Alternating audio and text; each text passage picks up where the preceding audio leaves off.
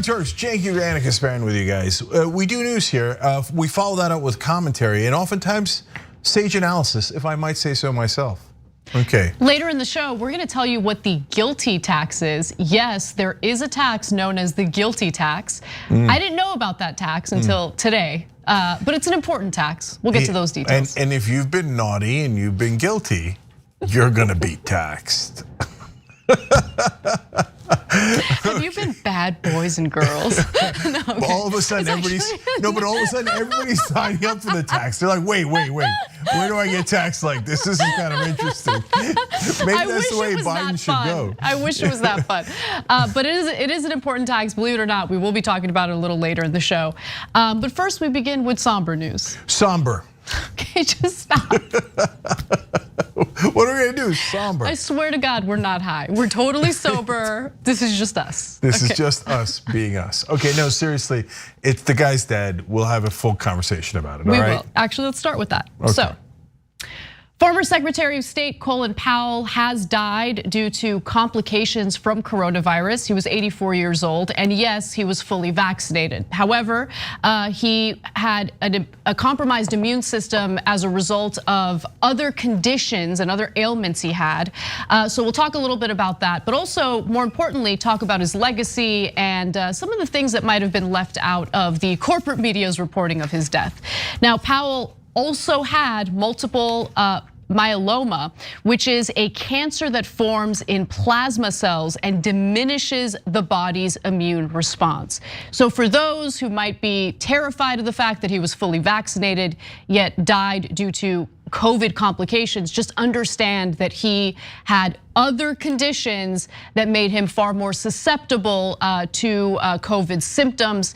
And he was expected to get a booster shot soon. He was scheduled to get one, but he didn't make it to that appointment, of course. He passed away before he could do that.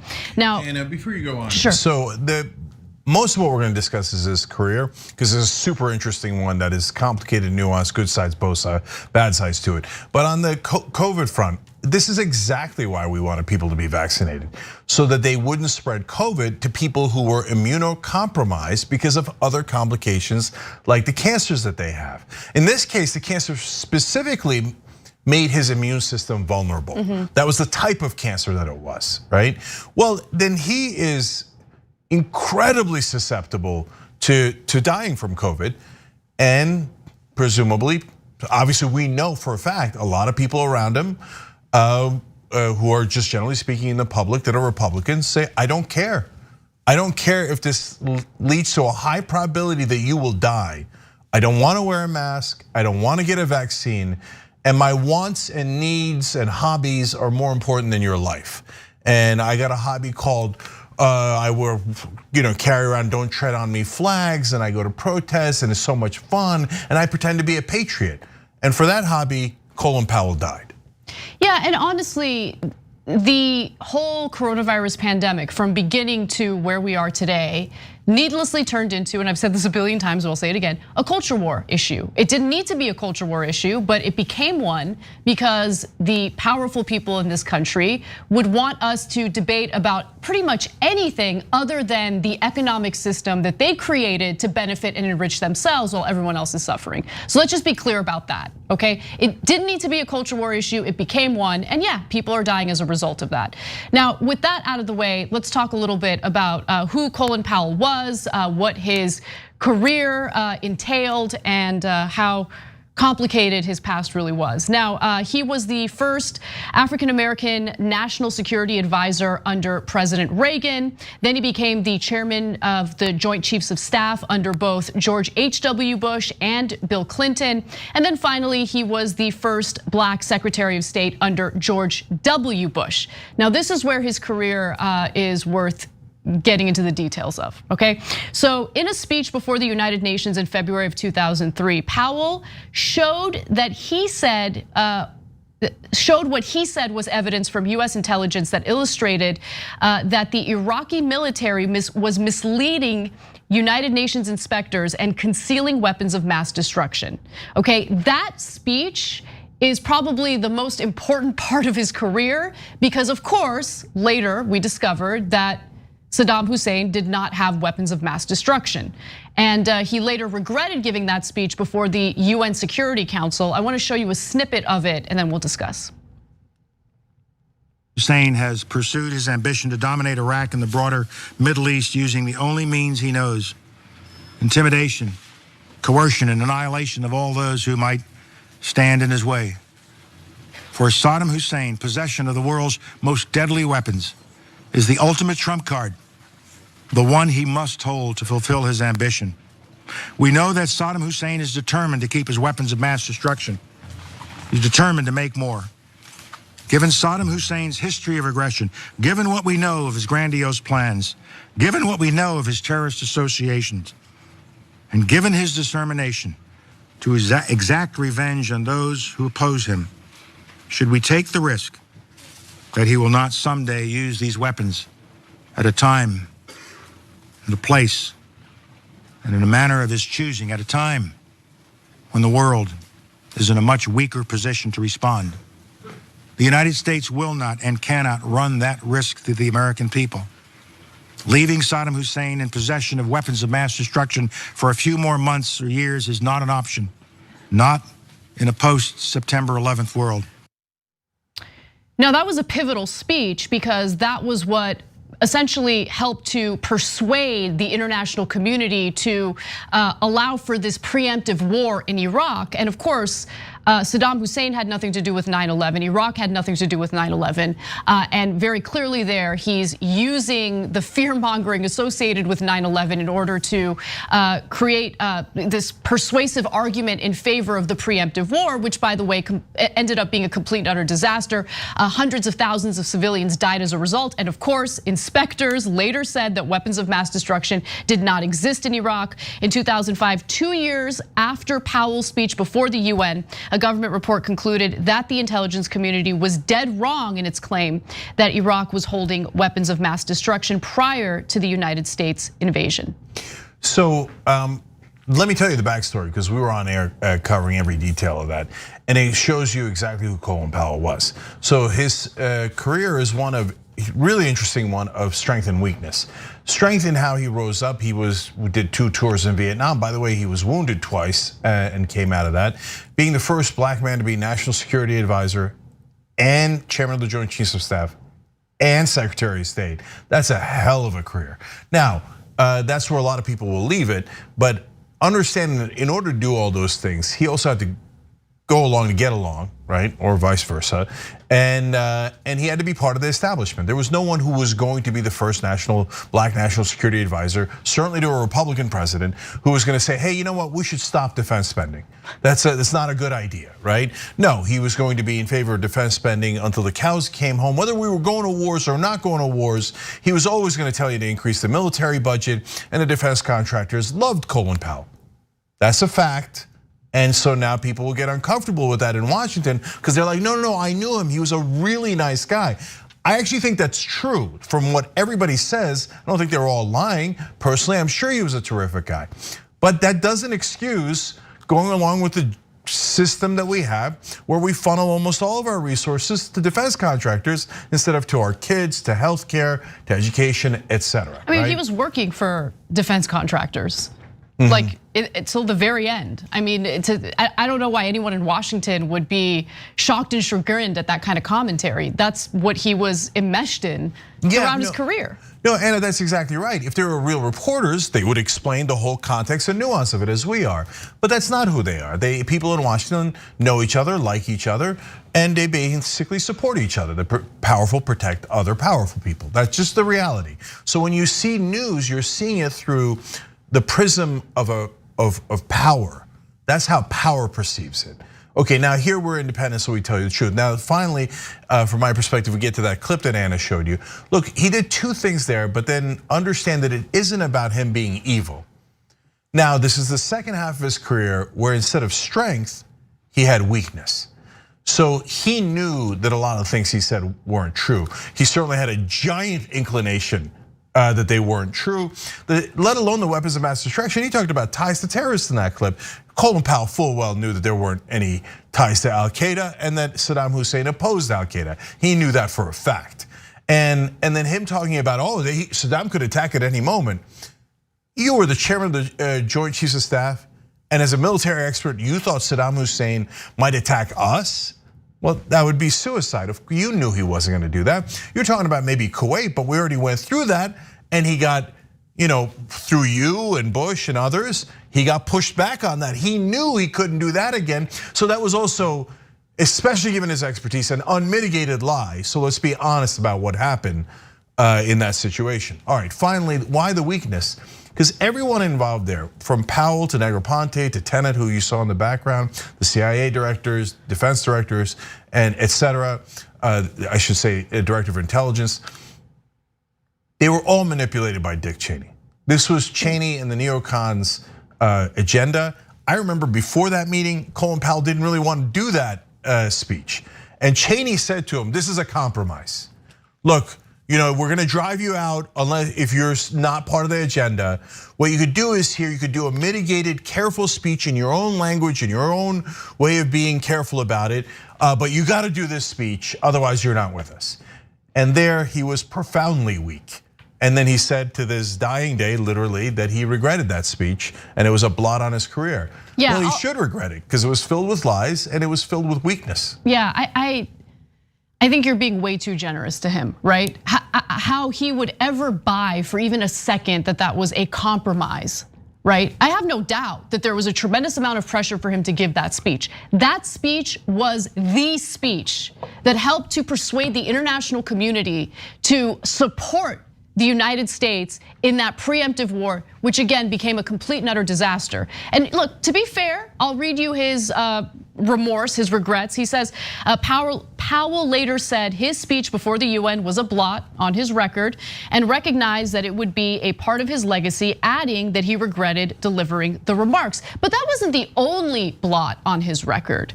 Remember, there were multiple war crimes committed under the Bush administration, including the so-called enhanced interrogation / torture, just pure torture. And he signed off on that. In fact, Cenk reported on that when an ABC News report gave the details of various Bush administration officials, including Colin Powell, signing off on it. Let's watch. First of all, you know what's devastating? Colin Powell. He was in the meetings. We always talk about how Colin Powell, not so bad, he was against the Iraq war. Later, he wound up having objections to torture when people began to find out how bad it was, Abu Ghraib, et cetera. But he was in the meetings and he signed off on it personally. That's a mistake you don't recover from.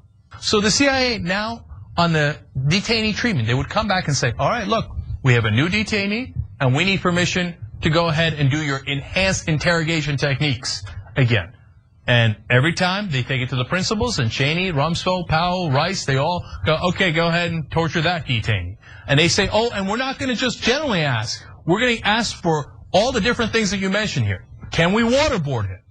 Yes, you can waterboard him. Can we, put him in freezing conditions, strip him naked, sick dogs on him, humiliate him, degrade his religion, et cetera, et cetera. Can we do all these things? Powell, check. Rice, check. Rumsfeld, check. Ashcroft, check.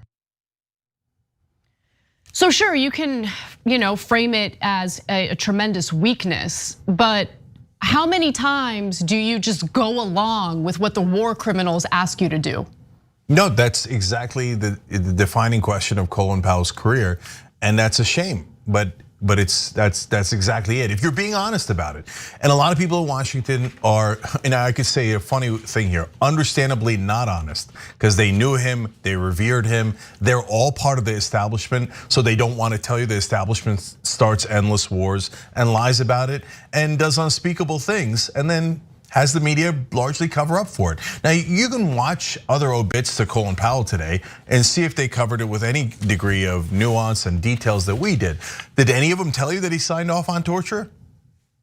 But he did. Maybe that makes you uncomfortable, but it's a fact. And so I think he did it out of weakness. Does that excuse it? Not 1%. It doesn't really matter. The bottom line is you gave that speech. Yeah, Cheney tricked you into thinking that it was a compromise, and I talked to his chief of staff, Lawrence Wilkerson, who even more regretted that speech and was very honest about it. This was a long time ago, but too late. It wasn't a compromise. It was filled with every lie there was. It did lead to the war. You were used, and you were okay with it.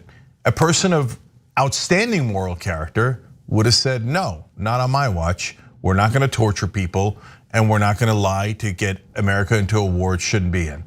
That wasn't who Colin Powell was. Later, he again showed some courage by saying enough is enough on Republicans, and he drew the line against Trump. It's damning with faint praise, but it's true, and you should know that too. And at the very end of his life, he went further and said, that's it.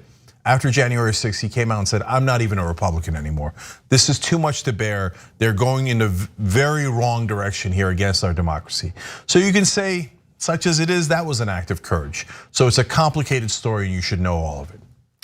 All right, why don't we take a break, and when we come back, we'll give you all an update on where Manchin and other corrupt Democrats stand on the budget reconciliation bill.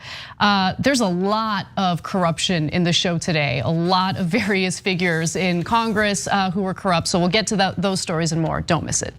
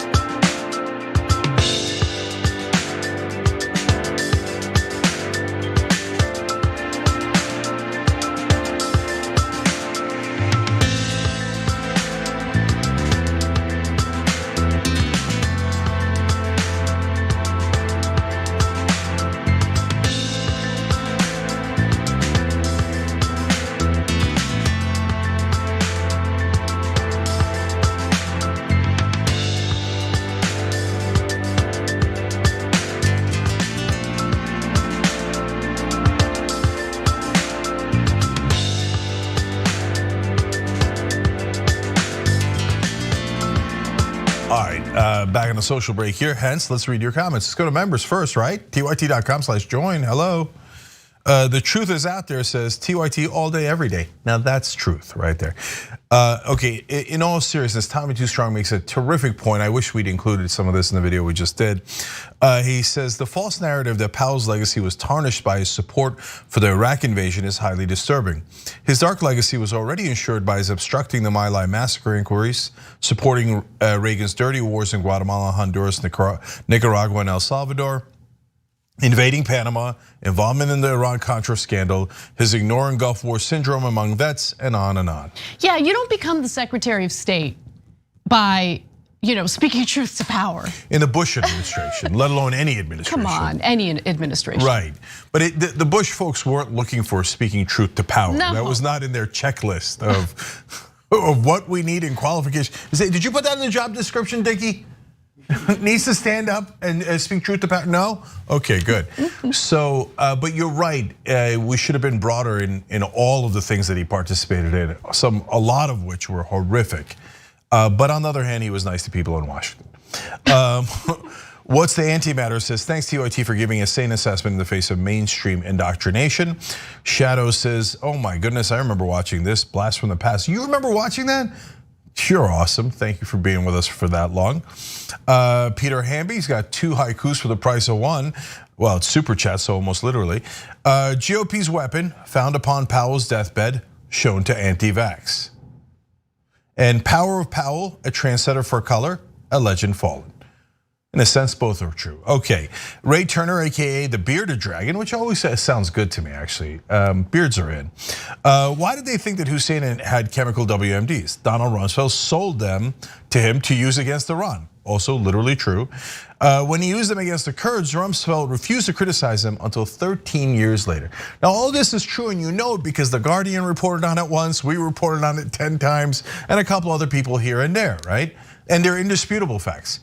Yet how come the mainstream media never clarifies that we sold whatever chemical weapons Saddam used to have to him? We did it. Rumsfeld in specific did it. Isn't that amazing that they left that out? Nah, that's why I tell you, TYT.com/join. I'm not kidding. We got to do real news. If you don't have real news, you're gonna get brainwashed by either the right wing or the mainstream media for their corporate interests.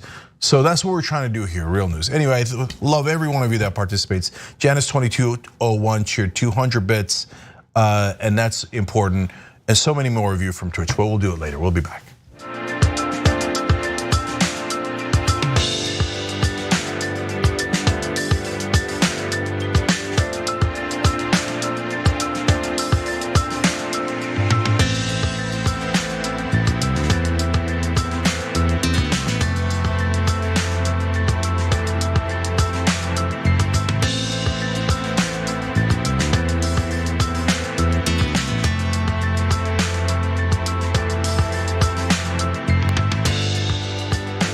All right, back on the Young Turks. Cenk Uygur, Anna Kasparian, news, truth, change, forward.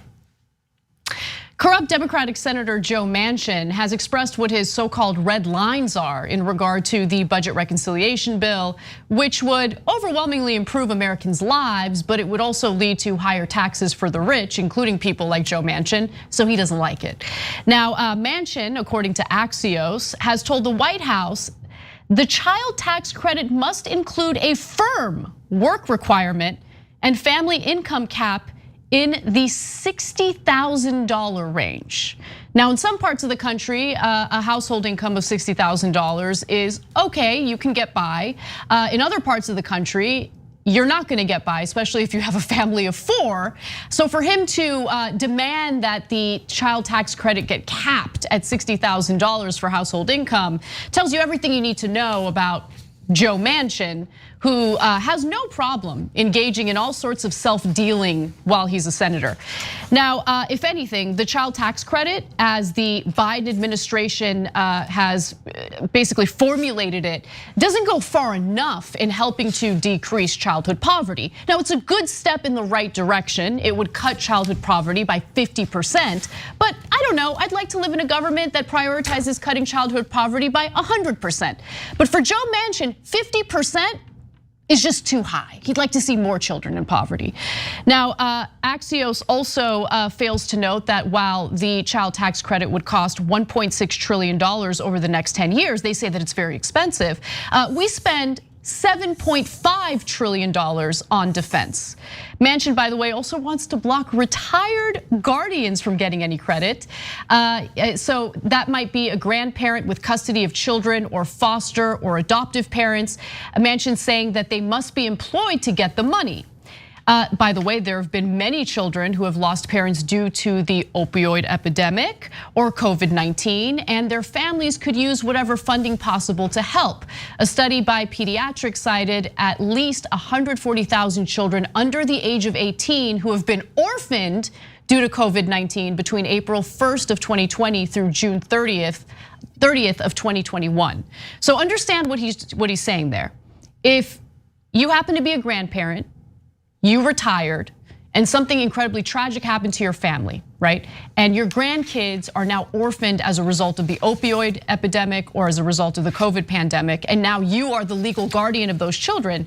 You would not qualify for the child tax credit unless you get your ass back to work. Back to the mines, that's what Senator Manchin is saying. And by the way, just one quick tweet from Ryan Grimm that I think helps to put this all in perspective. Manchin's own children runs the coal company Manchin launched as a state senator and got a job at Mylan, run by Manchin's friend, cornered the market on EpiPen and got a golden parachute of $30 million. Now Manchin's insisting on work requirements for a child tax credit. Cenk. He says you got a means test because you don't want rich kids getting unfair benefits. You don't want rich kids getting unfair benefits like, oh, here's a coal company. And by the way, your daddy's a senator who is the 50th vote, and he'll block any legislation that would get us to cleaner energy so you can make money off that dirty coal for the rest of your life, little boy. And hey, girl, I got to give my little daughter, I got tens of millions of dollars for her for free from my corrupt friend. And by the way, they outsourced all the jobs from West Virginia. They're all gone. That's why they gave her the $30 million golden parachute. So they said, now do an orderly transition. Make sure your dad tells everybody in West Virginia to shut up and not complain about those jobs. We'll ship them abroad and we won't pay the workers at all, but we'll pay you. That guy has the temerity to talk about how you need to be means tested in order for your kids to be helped. No, but just let this all sink in. Do you guys think that Joe Manchin works? What kind of work does Joe Manchin do other than hobnob with his billionaire donors and chill on his little yacht? Like what work is he doing? Is he working for his constituents? I mean, I've seen him work against his constituents. And this is the thing, Manchin is incensed because he's not used to people talking about his corruption. He's not used to people questioning where his real priorities are. And so instead of maybe backing off a little and understanding that people are actually paying very close attention to who he really is, he's decided to double down. And everything that continues to come out of his mouth is worse than what he previously said. In this case, I mean, just think about it, Cenk. Imagine orphaned grandchildren who are now being taken care of by their grandparents who are retired. They wouldn't qualify for a child tax credit unless they go back to work. Really? Really? I'd like to see how easy it would be for Joe Manchin at his age to get a job if he didn't have senator and bot politician on his resume. Right? If he didn't have these connections to all these corporations. We know about the revolving door. We know that if he's no longer in the Senate, he can go ahead and work as a lobbyist. But erase that possibility. You think he's gonna get hired anywhere else? You know how difficult it is for retired people to go back into the job market? He's disgusting. But he says, hey, grandpa, you gotta get back to the mines. Okay, so that's the kind of guy he is. All right, now it gets worse. To Anna's point about, wait, do his constituents agree with this? Because they keep saying it all the time on TV like it's true. Even Saturday Night Live does skits where they pretend the people of West Virginia don't want what's in this bill. Well, let's look at some numbers and see if that's true or not. 2/3 or more, and I'm quoting the West Virginia Gazette Mail here. 2/3 or more West Virginia respondents had favorable responses to provisions in the proposal. 2/3, that seems pretty good, doesn't it? That seems like they kind of overwhelmingly wanted, including ensuring that major public investments include requirements that products and materials used are made in America. That's 80%. Rebuilding America's water infrastructure, 77%. These are not Democratic numbers and these are not national numbers. These are all of West Virginia, including the Republicans. Stronger protections for organized labor, 68%, more than 2/3. And prioritizing investments to energy workers affected by the nation's transition to clean energy, 66%. The people of West Virginia love this bill. They love it. You know why? It gets them jobs. It gets them a transition that they desperately need in West Virginia. And they also love the paid family leave and other things that are in it. But Axios reports the senator is less interested in the $225 billion to $450 billion paid family leave proposal, or $400 billion for a new program to provide care for elderly and disabled people, according to people familiar with the matter. He's less interested in that, Anna. Yeah, you know what I found fascinating though, in the same report, Axios did talk a little bit about what he is interested in, and there's a reason why he's interested in this. So they write, in addition to the pared back child tax credit, Manchin is open to Biden's $450 billion plan to subsidize daycare and offer free universal preschool. Okay, let's stop right there. There's a reason why he's in favor of that. And it's not because he genuinely wants to help his constituents or Americans in general for that matter. It's because businesses are realizing, oh my God, this worker shortage is endless and we need to get people back to work. The only way we can do that is if we have a system in place that offers affordable and accessible childcare. Listen, I'm in favor of those provisions, but I'm in favor of the entirety of Biden's agenda here. Manchin wants to pare back everything, completely avoid raising taxes, completely avoid doing anything about climate change because he benefits from destroying the planet through the coal industry. But what he does seem to be in favor of now, maybe he got together with his billionaire buddies and they told him it's okay to support this, is the preschool, is the universal childcare.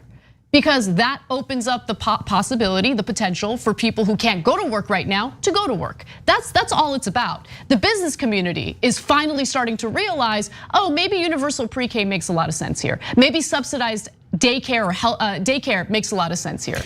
Ding, ding, ding, we have a winner. Guys, we've told you this Rosetta Stone many times. If you wanna know who's gonna win, who's gonna lose, and what provisions they're gonna favor, just look at where corporations lie, and then you'll have your answer. Because we live under complete and utter corporate rule, including corporate media that hides that fact. So in this case, if you get childcare, now companies realize belatedly, that's why they're sending Joe out there, wait, I need them to come back to work and I get to make the taxpayer pay for that. That's a pretty good deal, okay. Now what's the provision Joe Manchin is less interested in? Paid family leave. Well, that would mean that after you have a baby, you can be out for 12 weeks.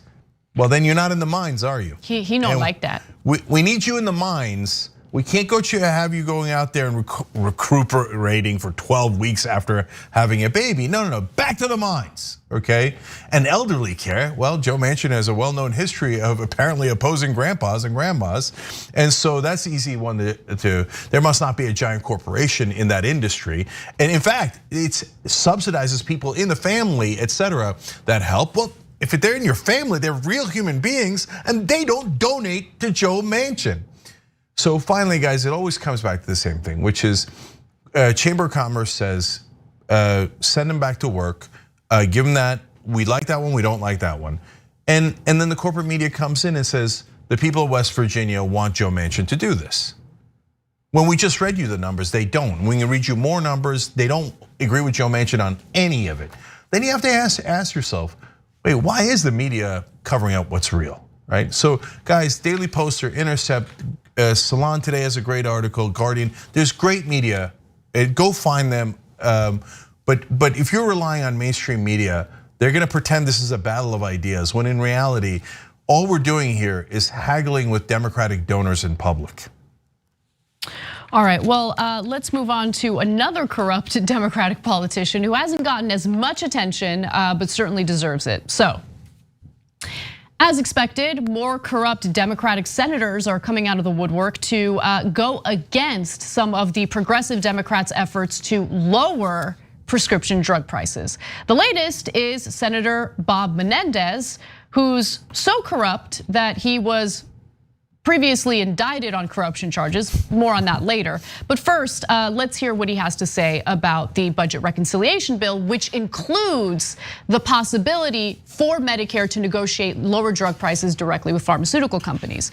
So as the Wall Street Journal reports, concerns for Senator Sinema and Senator Robert Menendez and a handful of conservative, let's get it straight, conservative House Democrats have complicated one of the package's most popular provisions, allowing Medicare to negotiate directly with pharmaceutical companies to lower the cost of prescription drugs, which by the way, would save US taxpayers a whopping $500 to $700 million over the next decade. Okay, it would save money. In fact, it's one of the pay-fors in Biden's agenda. But Manchin's against it, Sinema's against it, Menendez is against it. The push is central to the package overall because it raises hundreds of billions of dollars. By the way, billion, I think I might have said million. So 500 to 700 billion dollars over the next decade. Billions of dollars for the federal government that lawmakers hope to tap to pay for other healthcare programs. Paring it back could force Democrats to scale down some of their other plans to broaden Medicaid coverage, extend beefed up Affordable Care Act subsidies, and expand Medicare benefits to include dental, hearing, and vision. So understand that pay for that's in the legislation as we speak has a domino effect on other provisions in the bill. If they do away with that, then it means it's gonna have an impact on other healthcare related measures or provisions in the budget reconciliation bill. And by the way, of course, Menendez is incredibly corrupt. He has received quite a bit of money from pharmaceutical companies and also from the healthcare industry. Since March, for instance, the New Jersey Democrat had received at least $1,000 from each of the CEOs of 8 different drug companies, including Pfizer, Merck, Eli Lilly, Bristol Myers Squibb, Genentech, UCB, Otsuka, and Sage Therapeutics, and that's according to federal election disclosures. The Pfizer and Merck executives both personally gave Menendez $5,000 and $5,800 respectively. Top executives from Amgen, Lundbeck, also wrote Menendez personal checks totaling $1,000 and $1,500. And just for your viewing pleasure, here are the top industries that donated money to Menendez between 1991 and 2022. Of course, health professionals is at the top of that list, including lawyers and law firms. And as I've mentioned before, whenever you see lawyers and law firms on the list of top industries, just know that that's a way of funneling dark money to candidates. Usually the donors will donate the money through the law firms to kind of conceal that they're giving to these politicians. Yep. All right, so there's two elements here. One is the general corruption, and then one is about Sinema and how she might throw a monkey wrench into this whole thing. I've told you from day one, she's the one person who might scuttle the entire bill and get nothing at all, okay? So first, the general corruption. Now, negotiating drug prices is favored by about 90% of all Americans. It can't get any more popular than that. In fact, in West Virginia, where Joe Manchin's from, is supported by 80% of all people of West Virginia, including Republicans, independents, etc. Right? So intensely popular for a logical reason. We're needlessly paying $500 to $700 billion extra on top that we don't need to, and nobody wants to do that. You want to be able to buy the drugs and live. This is so obvious, right? And in the past we've gone over their BS excuses. Oh, well, that means that over the next 10 years we can only produce over 97% of the drugs we are planning to produce. That's your best case scenario? Like that's your best argument? Ooh, wow, what a problem with innovation. All of it is lies. None of it is close to true. This is as close to open corruption as you could possibly find. These senators are clearly getting money funneled to them from healthcare companies. Anna just showed you Menendez. Earlier we showed you about $1 million going to Kristen Sinema. This is open auction, buying our politicians right in front of our eyes. It's the most amazing thing you'll ever see. And so America, unfortunately, the most corrupt country in the world because we legalize bribery. And you're seeing that legal bribery right now. And so if they kill that provision, it's devastating, devastating.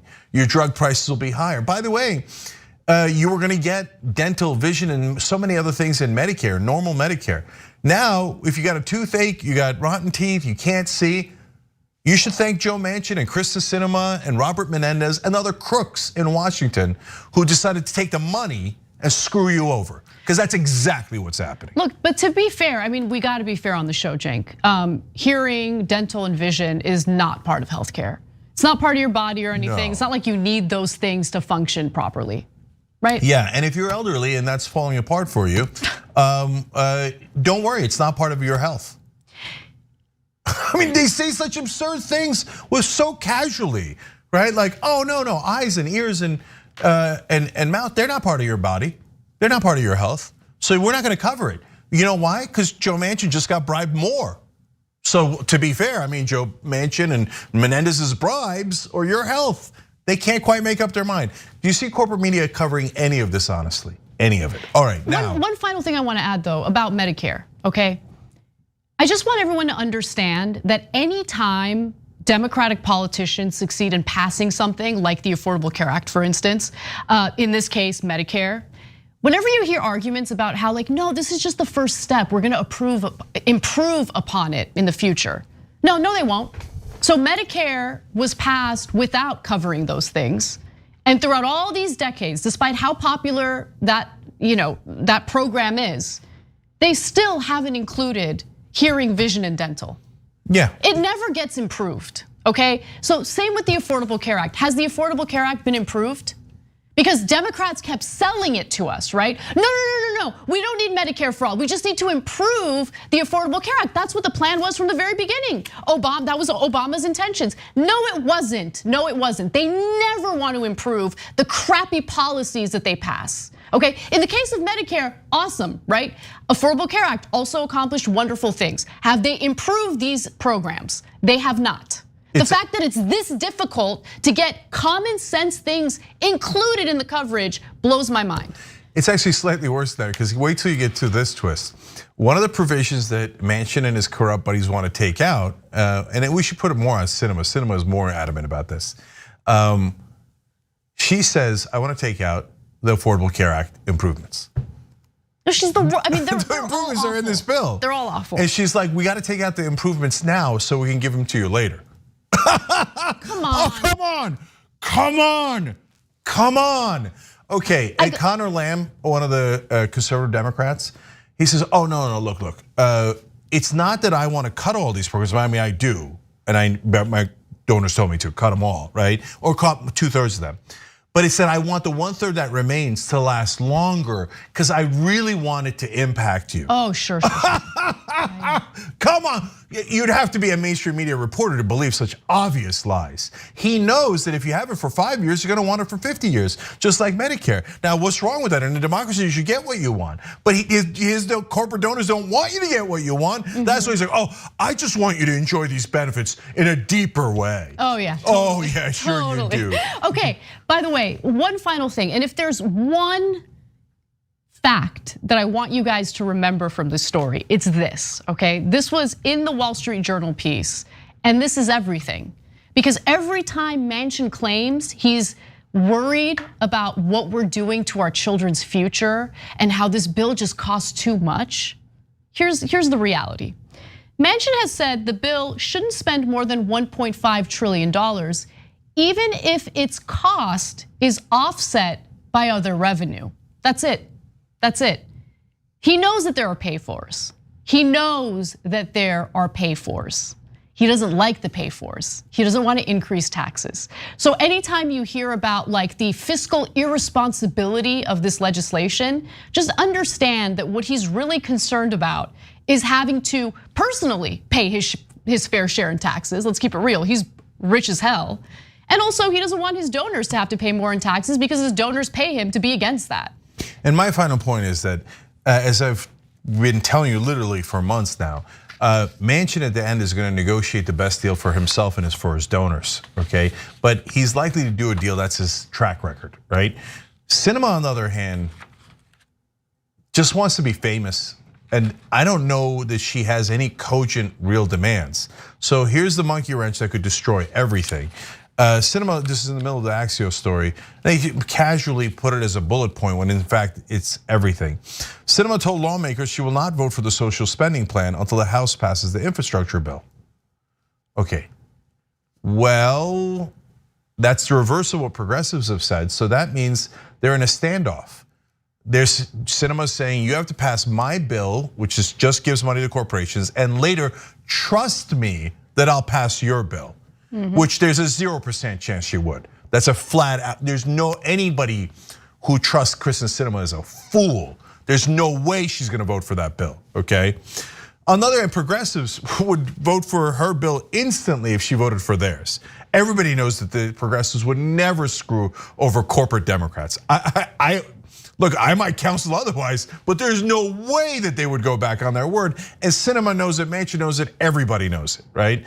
So, Sinema is basically saying, no, I'm the one person who's gonna hold it up and say, I want my order, and so I win either way. You vote for my bill first, and I don't vote for yours, or we don't vote on either. So that is the exact kind of warrior that corporations were rooting for, and they found it in the Democratic senator from Arizona. We got to take a break. When we come back, let's catch up with Joe Crowley, the incumbent Democrat who got beaten by AOC in a congressional race. What has he been up to? It turns out he's lobbying to defeat the budget reconciliation bill. We'll be right back.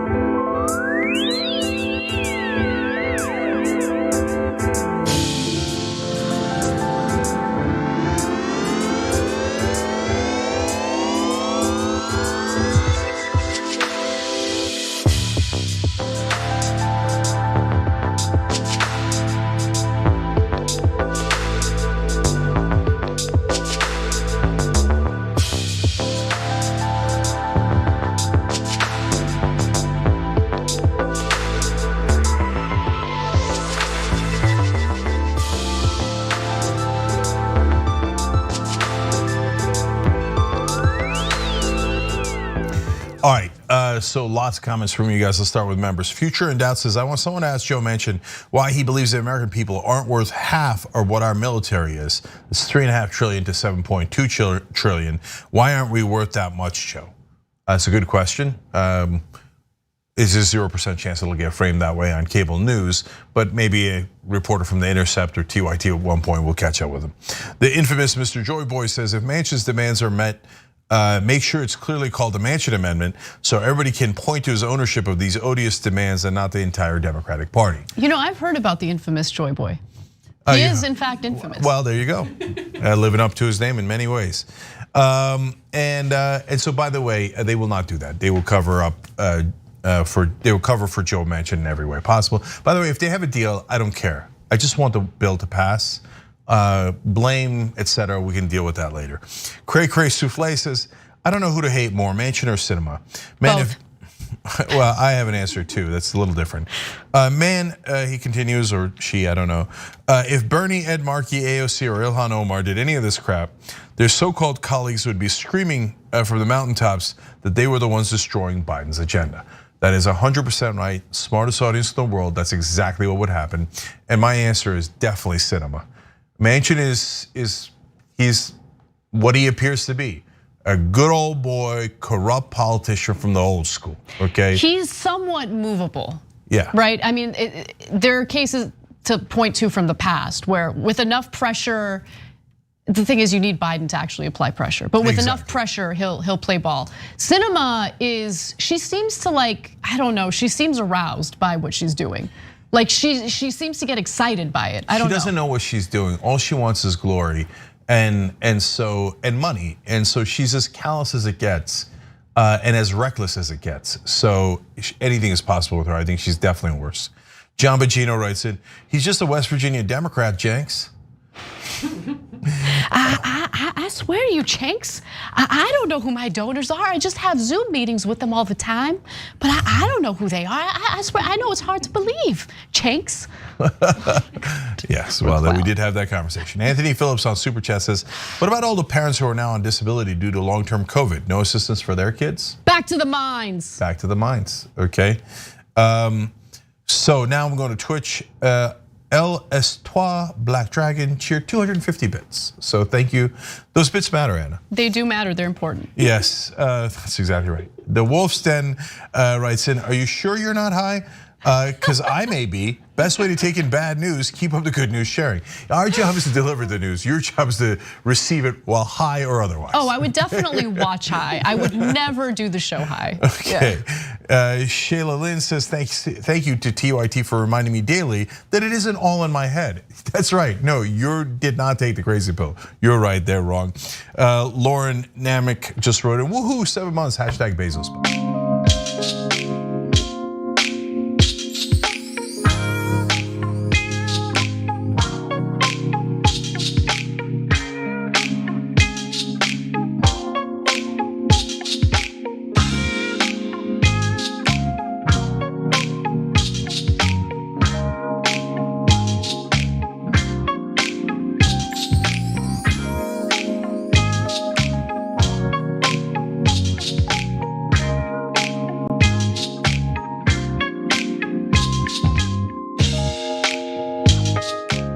All right, back on TYT, Cenk and Anna with you guys and all you lovely members who make this show possible and are in a sense producers of it. In fact, Sawya wrote in on Twitch, love your show and so happy to be a member. Love from Maine. Love right back at you.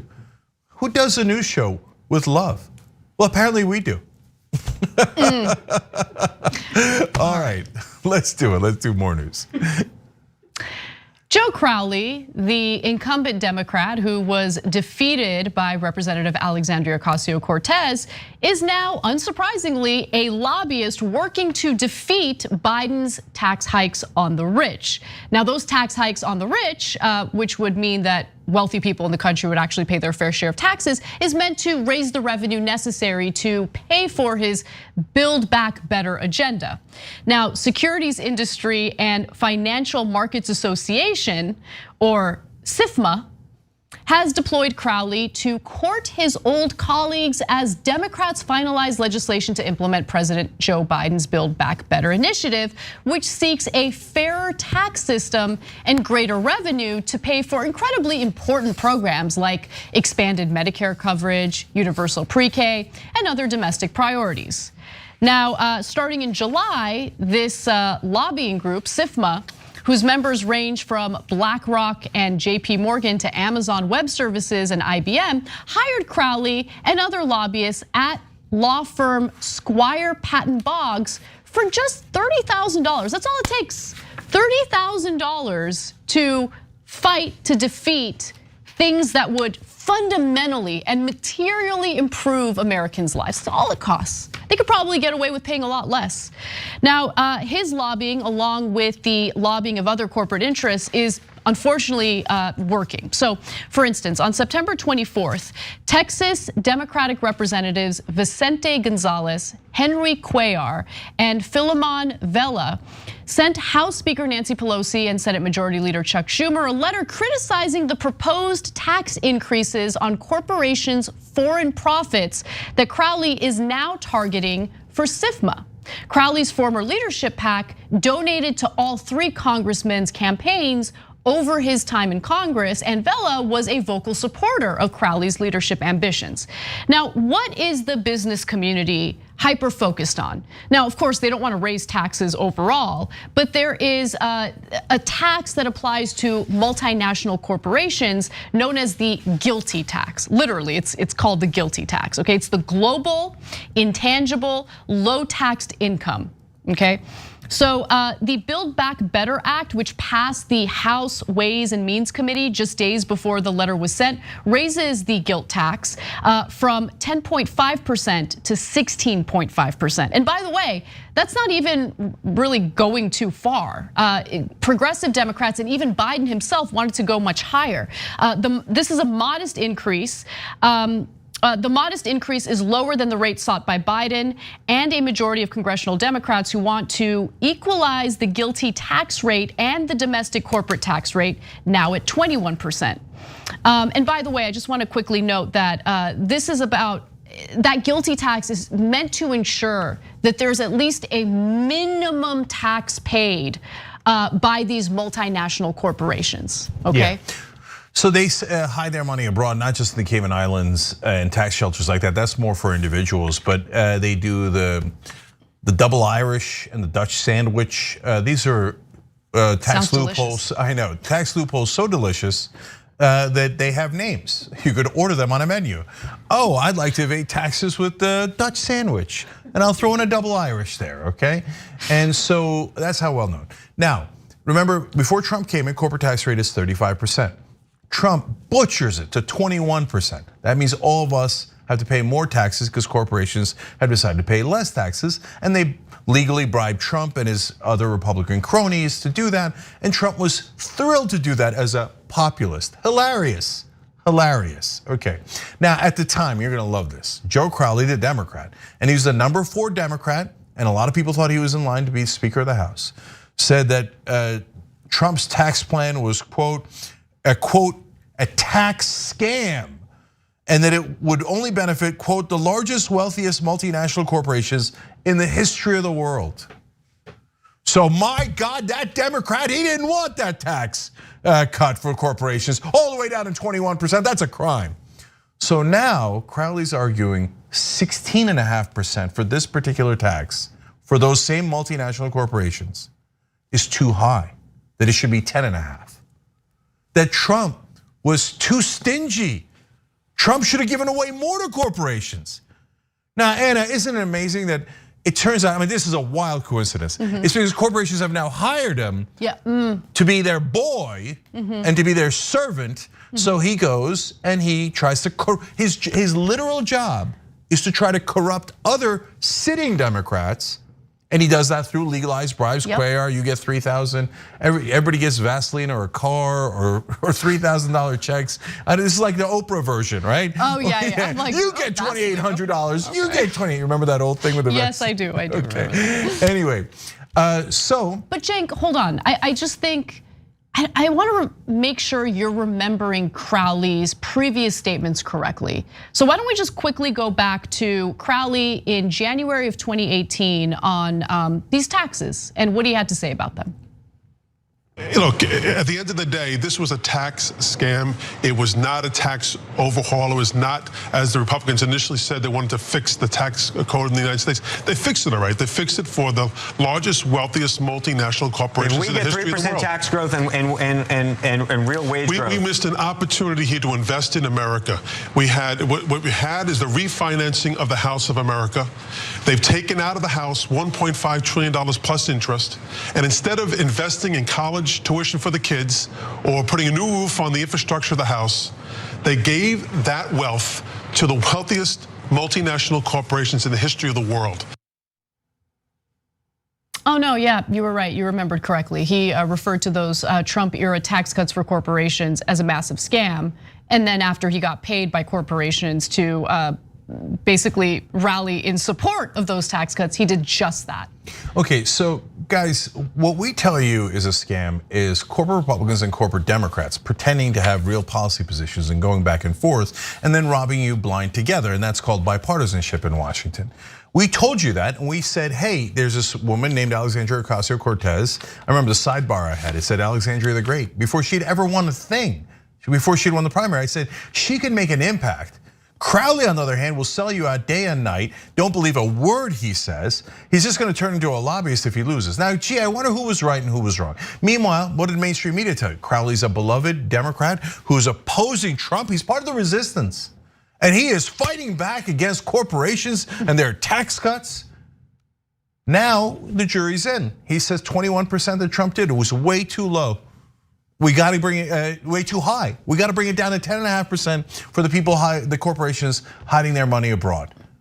This is who corporate politicians are. Do not believe the mainstream media when they tell you that they're having a battle of ideas or principles. They don't care about that at all. They are deeply corrupt. He never cared about the people of Queens. All he cared about is the money. And anyone who tells you otherwise is not a real reporter. If they tell you, oh, no, that's scandalous. Manchin and Sinema and Crowley and all these beloved corporate Democrats, they're having an exchange of ideas. Understand, oh, I got it, that guy's a paid propagandist. That guy works for corporations to try to trick me into manufacturing consent. The jury's in. He's an obvious crook, just like we told you. And by the way, every crook that's taken money from him in the House now, Cuellar, one of the worst corporate Democrats, and he's a sitting US House member, they're also crooks. And they take that money and then they say, oh, Trump's tax cuts are great. More tax cuts for our corporate donors. That's who they are. They are the scam. All right, we definitely went after Democrats pretty hard in hour one of the show, but don't worry, we've got a lot of love for the Republican Party as well. When we come back, we'll tell you how the organization behind CPAC is scamming its own supporters by funneling money to the private businesses of its board members. We've got those details and more for you when we come back.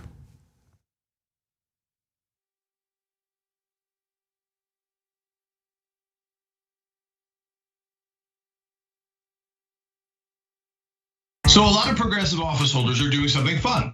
I like fun. They're doing the last 2 years in 2 minutes. Okay, we're gonna try it here. First, I wanna let you guys know about the years before that. Hey, remember we started the Just Democrats here on the Young Turks. It was officially launched on our air, basically by you guys. And then we featured AOC, we featured Cori Bush, and Ro Khanna became the first ever Just Democrat incumbent, all on the Young Turks. Now, the last 2 years have been a spectacular follow-up to that. So let's put the 2 minutes on the clock and do this. Young Turks got to start back in 2002, and I think we've been an important part of the progressive movement ever since. What we mainly do is amplify the progressive voice and candidates out there, and I think we've done a pretty good job. Right now, we're currently #1 most engaged news politics network online, beating CNN, Fox News, and MSNBC, all of them. We're #1 in total minutes watched. That means not only the number of people watching, but how long they watch. We just crossed 20 million followers and 500 million monthly views. Now, why? That's because actually the country's progressive. It's 2/3 progressive. And you guys have allowed us to be your voice, and we're incredibly thankful for that. So what did we do with that voice? Well, let's look at 2019. We went all over the country talking to you guys and the candidates. So we were in Miami, we were in Detroit, we were in Houston, and we were in Iowa. In fact, we were all over Iowa. You guys were all over Iowa, and all of the candidates saw you guys. We had wonderful people speaking, like the one and only Nina Turner at our rallies. Bernie Sanders stopped by, Andrew Yang, Elizabeth Warren. We interviewed almost everyone on the campaign trail, with the exception of Biden and Buttigieg. And we held them accountable. We even did a progressive economic pledge, and so many wonderful people signed on to that. Bernie Sanders, Warren, Marianne Williamson, AOC, the entire squad, Justice Democrats, and so many others. Now, on top of all that, we started a show called The Conversation, where we featured so many progressive thinkers, writers, and candidates. And one of the candidates we featured in 2019 was Jamal Bowman. Here comes Jamal Bowman. Then we had an amazing 2020. We hired a climate reporter. Damage Report passed 500,000 subscribers. Young Turks passed 5 million subscribers. We're getting the message out to more and more people. Bernie Sanders comes on in the heat of the primary. He comes on after the election to say what we're gonna do for the future. And then Marie Newman wins. Jamal Bowman wins. Cori Bush wins. And then just when you thought it couldn't get any better, here comes Nina Turner. Hello, somebody. And she's running for Congress, and she comes on the Young Turks first. On election week, we had nearly 2 million hours of viewing. We're #1 destination for progressives. You made all that happen. This is amazing, and thank you for those 2 years. What, I went past 2 minutes? Of course! Viewers had asked for an interview with the TYT lizard. Mr. Lizard. Oh, you changed colors today. Nice. I don't even know how you feel about us. Do you even like us? Well, you guys made me this awesome house, so I'm kind of in your debt. I was found outside on the street, and you gave me a home. Granted, it was a really crappy home for a while, but then through the power of fundraising, I became a person who has a multi-level Trump-style mansion. You do. By the way, you never looked better, man. Normally, you're just green or just brown, but today you're in mid-lizard, right? I'm not very smart. I'm a lizard, so I don't know how the science works. I guess this is just my mood. It's not every day that thresholds like this are broken. I'm just so excited. I can't contain my pigmentation. And now you're showing it off. Yep. Yeah, I've never seen the lizard like this before.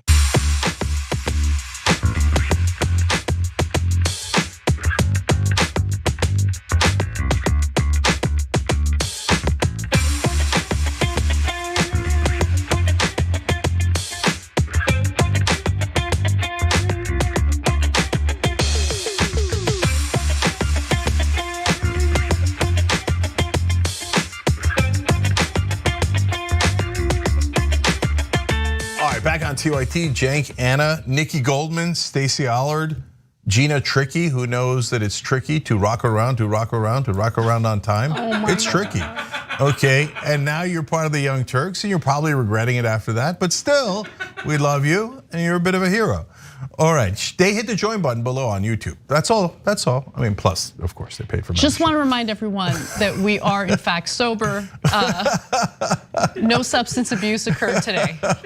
Well, other than Too Strong Coffee. I mean, just saying toostrongcoffee.com/TYT. That's all I'm saying.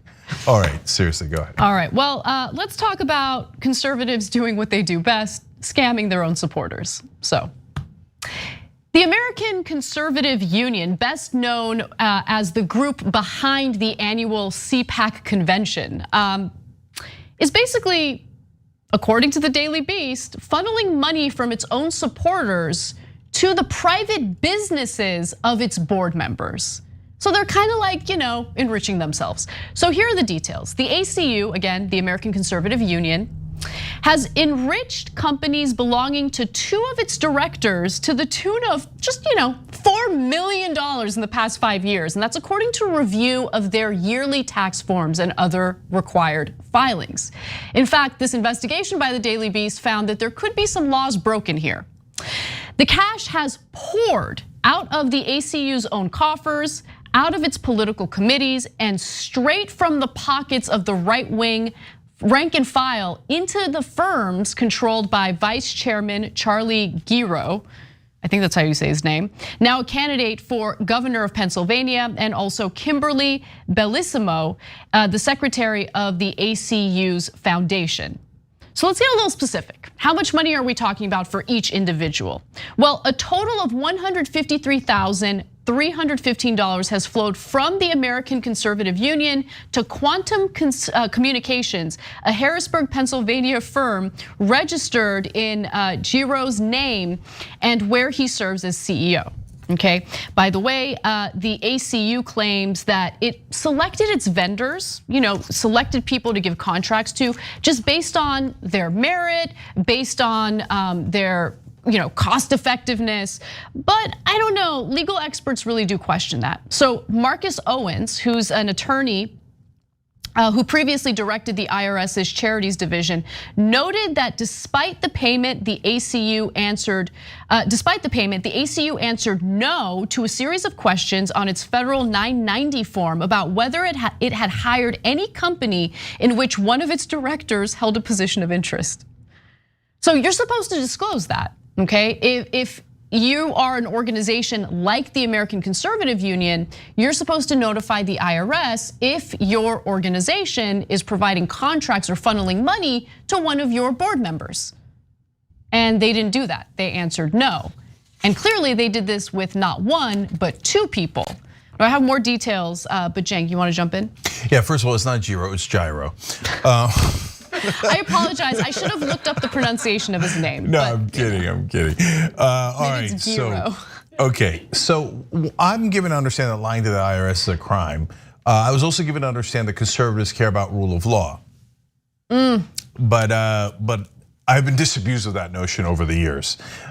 So look, guys, I know a lot of progressives that have run organizations, and overall, they take anywhere from zero to not great money. Are there some that are establishment Democrats that run nonprofits and they take a good salary? I'm sure there are, right? I've started 3-packs, never taken a dollar from any of them, okay? The right wing probably looks at me and goes, sucker, you're supposed to milk those and then put it in your pocket. And say, no, you're supposed to help the country. But I know for the right wing, that's a joke, right? So they're the least patriotic people you could find. Now, but there are two layers to this scam, okay? One is borderline. Hey, we're gonna get lawn signs, let's say. In this case, one of the folks involved does printing and graphics, right? Okay, you're supposed to go and get bids from everybody, and she's supposed to have the best bid and best quality, lowest price, etc. And you're supposed to make an honest decision. But a lot of times the money gets funneled, for the right wing, this is very matter of course, gets funneled to whoever's running the pack, but at least they produce the lawn signs or the prints and the graphics, etc. That's level one of the scam, and honestly wouldn't be a federal case, right? It'd be bad, it's immoral, they shouldn't do it, they should follow the law, but it wouldn't be a federal case, okay? The second layer is the troubling one, and that's where you get into the person who was the secretary here. So I want Anna to give you the details, and I want to explain why the second level is so much worse.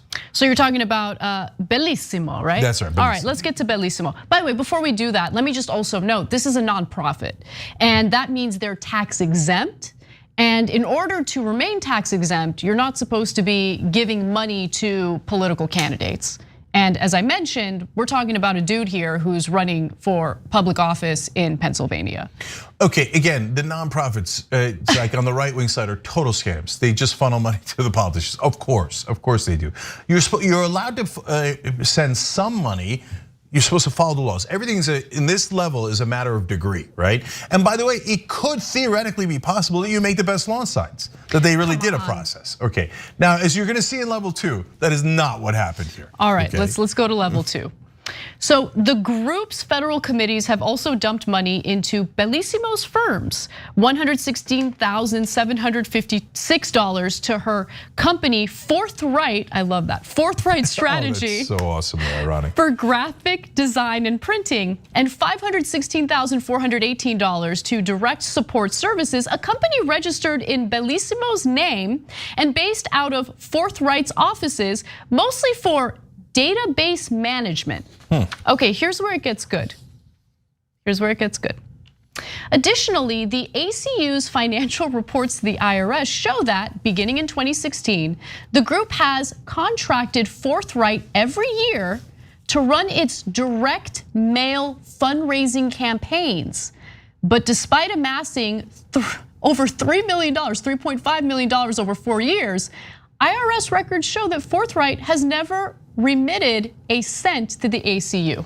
So let me explain what that means. So they say, okay, now you're gonna give me $3.5 million, but it's okay. I'm doing direct mail for you, and it's over 4 years, so about $1 million a year, right? And then the point of direct mail is you're then going to raise more money, okay? And then instead of let's say $1 million a year, right? I'm gonna give you back $2 million because it worked, right? And so now that's what you contracted me for. Now I'm gonna take a percentage, that's normal, right? 10, 15%, whatever it is, and then I'm gonna remit the rest back to you, right? 4 years, they never gave anything back to the American Conservative Union other than theoretically their money back. Hey, we spent $565,812, and by luck, we got back $565,812. Broke even. Okay. Yeah. I mean, as luck would have it, you do online fundraising, you know how exact those numbers are. It's absurd. It's absurd, right? But it's slightly worse than that too. One of the years they make money and then they go, well, that's obviously for us. I mean, that's for our services, so you still get nothing. Come on! That's level 2 scam right there. Okay, so these people, look, they're bored. If there was any rule of law in this country, which there's an excellent chance there is none when it comes to powerful, wealthy right-wingers. Bingo. Right? But if there was any rule of law in this country, you'd ask the board of directors, why did you guys use it for 4 straight years when every year they'd come back to you and go, sorry, no cookies for you. No, we took your $1 million, we spent it, we took the percentage, we funneled it through me, and then you got nothing for it. And you re-upped in the second year, okay, well, maybe you had hope. Third year, fourth year, no, come on, the same exact numbers? No, Cenk, you're being unfair. They did the assessment, okay? Took a bunch of bids, tried to figure out who would give them the best deal, and they're like, bellissimo, that's it. 0% returns, bellissimo, we picked you again. Oh, who are you? You're us, what a lucky break. Okay, that's what they did, they run CPAC. They run the biggest conservative convention. Everybody gets together, they're like, oh my God, we gotta end crony capitalism and these, drain the swamp, drain the swamp. Give me your money, give me your money. Oh, bellissimo, you take it, run. Okay, this is the scam that they're running on you guys. Look, on all of these stories, I kind of have mixed feelings. On the one hand, as a bleeding heart lib, I'm like, don't waste your money on guys. Like if they were gonna do the vicious things you wanted them to do, like, oh my God, make sure women don't have rights to abortion. They do those vicious things though. and you give them money for that. Okay, well that's your right as an American. I don't like you, but okay, it is what it is, right? But in this case, they take your money and they go, thanks. They go, sucker and loser, and then they just keep it, right? So the reason I have mixed feelings is at least they're not using your money to do terrible things. They're just using it on their house and their patio and their golf game. And lawn signs, of course. And lawn signs. All right, let's move over to inequality. CNBC, of all places, has a fascinating report about growing inequality in America, especially when it comes to the stock market and what percentage of Americans are actually benefiting from it. Now, before I give you the details, I want to show you a video. It's a short snippet of my debate with Ben Shapiro, because when we discussed economics, I would argue that I had the upper hand. Here's the exchange. The fact is the living standards in industrial countries have been rising steadily, and that living standards in non-industrialized countries, non-capitalist countries have been crap for nearly all of human history. Wages have been stagnant since the 1970s. So the argument that these companies are competing for labor, it's a cute argument until you take a look at the actual data. What happened to labor? What happened to labor between 1800 and 1970? And has the government grown smaller or larger since 1970? Well, I mean, it's interesting that you bring up that time period, because the largest expansion of the middle class happened following the New Deal, and the New Deal redistributed wealth, and by the way, certainly gave a lot more power to the worker in the workplace. That's been rolled back since. Since the 1970s, the notion that the middle class has been destroyed is a fallacy. The middle class has largely become the upper middle class. Nearly 50% of Americans can't afford a $400 emergency. It pains me to interrupt this discussion because it is fascinating. Did it pain him to interrupt that discussion? Yeah. I think what happened there was okay, all right, TKO. No, all right. Listen, this isn't about gotcha afterwards and stuff. It's an interesting conversation, Yeah. and the essence of obviously why we agree with Anna is called facts and numbers and stats, some of which we're about to show you. But I wanted you to understand the misdirection that Ben was doing there. He was saying, well, between during the time of the Industrial Revolution all the way to 1970, the government grew. So that must be the reason why wages didn't grow. But wait a minute, that's a misdirection in two different ways. One, those things are not causally connected necessarily. And two, it's just not even correct. Wages did grow until the 1970s. They were actually in line with American productivity from about the mid 1930s to nearly 1980. So exactly when they did the New Deal is when wages grew, and proportional to the economy and the success that America was having overall. So it's a massive misdirection to try to blame government for the thing that government actually fixed. Yep. And government doesn't always work, of course not, right? But in that case, it worked fairly spectacularly. So I've been thinking a lot more about that exchange and this notion that the middle class is thriving under the system that we're living in. And of course, we know that's not true. We've been seeing growing inequality since the 1970s. And of course, stagnant wages have a lot to do with that. But also, when you take a look at the metrics used to analyze the economic health of the country, oftentimes they look at the stock market. And I want to take a look at the stock market because the CNBC report shows how the stock market is really just benefiting a small group of people in this country. The wealthiest 10%, for instance, of Americans now own 89% of all US stocks, a record high that highlights the stock market's role in increasing wealth inequality. So the middle class is not in fact growing, it's quite the opposite. Now, the inequality actually did grow much more rapidly during the pandemic. For instance, the top 1% gained more than $6.5 trillion in corporate equities and mutual fund wealth during the COVID-19 pandemic, while the bottom 90% added $1.2 trillion, according to the latest data from the Federal Reserve. The share of corporate equities and mutual funds owned by the top 10% reached a record high in the second quarter, while the bottom 90% of Americans held about 11% of stocks, down from 12% before the pandemic. So whenever you hear about how, the stock market's booming, the economy is healthy, the economy is healthy for a select group of people in the country. The majority of Americans are not actually invested in the stock market. And by the way, the stock market, which has nearly doubled since March of 2020, of the March of 2020 drop due to COVID, is up nearly 40% since January of 2020. So the total wealth of the top 1% now tops 32%, a record according to the Fed data. Nearly 70% of their wealth gains over the past year and a half, one of the fastest wealth booms in recent history, came from stocks. Again, something that the vast majority of Americans are not in fact invested in. Why? They don't really have the disposable income necessary to invest in the stock market and benefit from these types of stock market gains.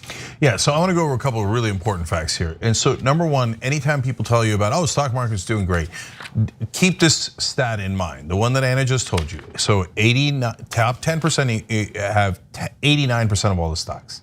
So whenever you see a cable news anchor celebrating the stock market, understand they're not celebrating you or the overall economy. They're celebrating the top 10%. They're going, boy, the top 10% did it again. We win again, right? Now they don't tell you that, they make it seem like, we all won, we all won. Now, the other stats that Anna read you, I'll do the math on it for you. During COVID, when we had injection of cash into the economy and there was many other factors that went in, you see the boat rising. But for the top 10%, it rose at a 5x rate, more than 5 times more than it did for the rest of you.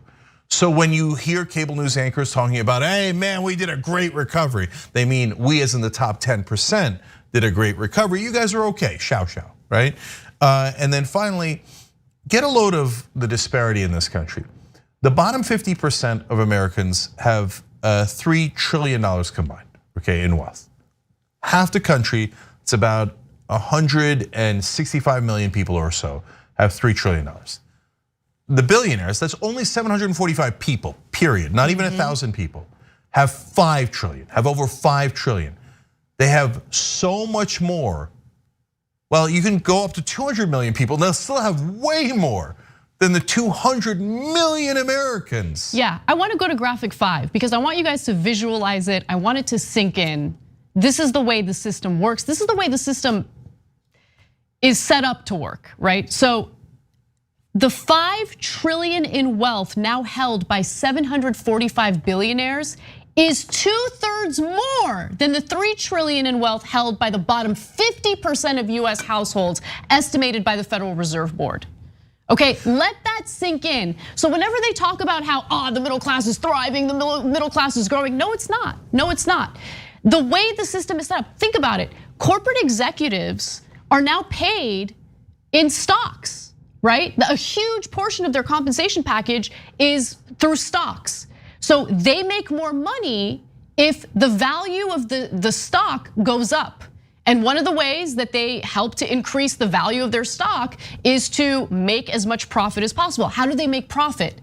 By lowering pay, keeping the pay for their workers as low as possible. That's how they maximize their profits. So you have stagnant wages leading to Americans with less disposable income or no disposable income. They can't invest in the stock market.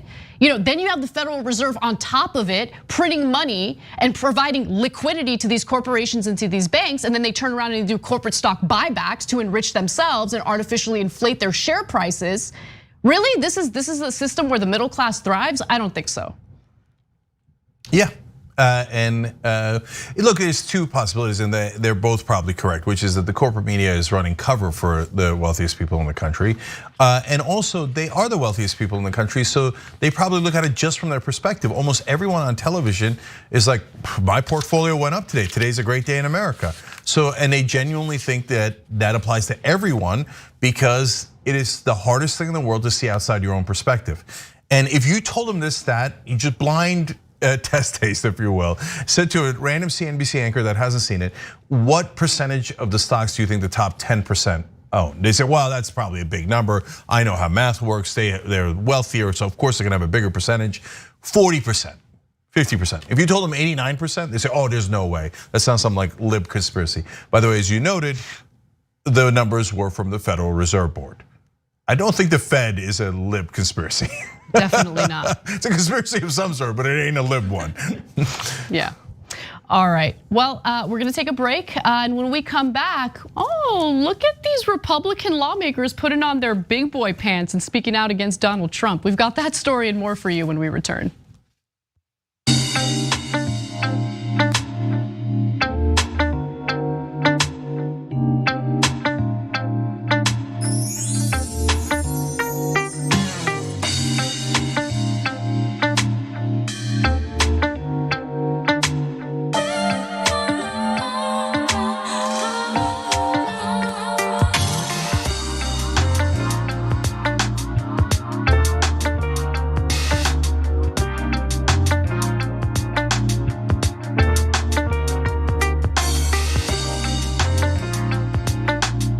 God, we've got new American heroes.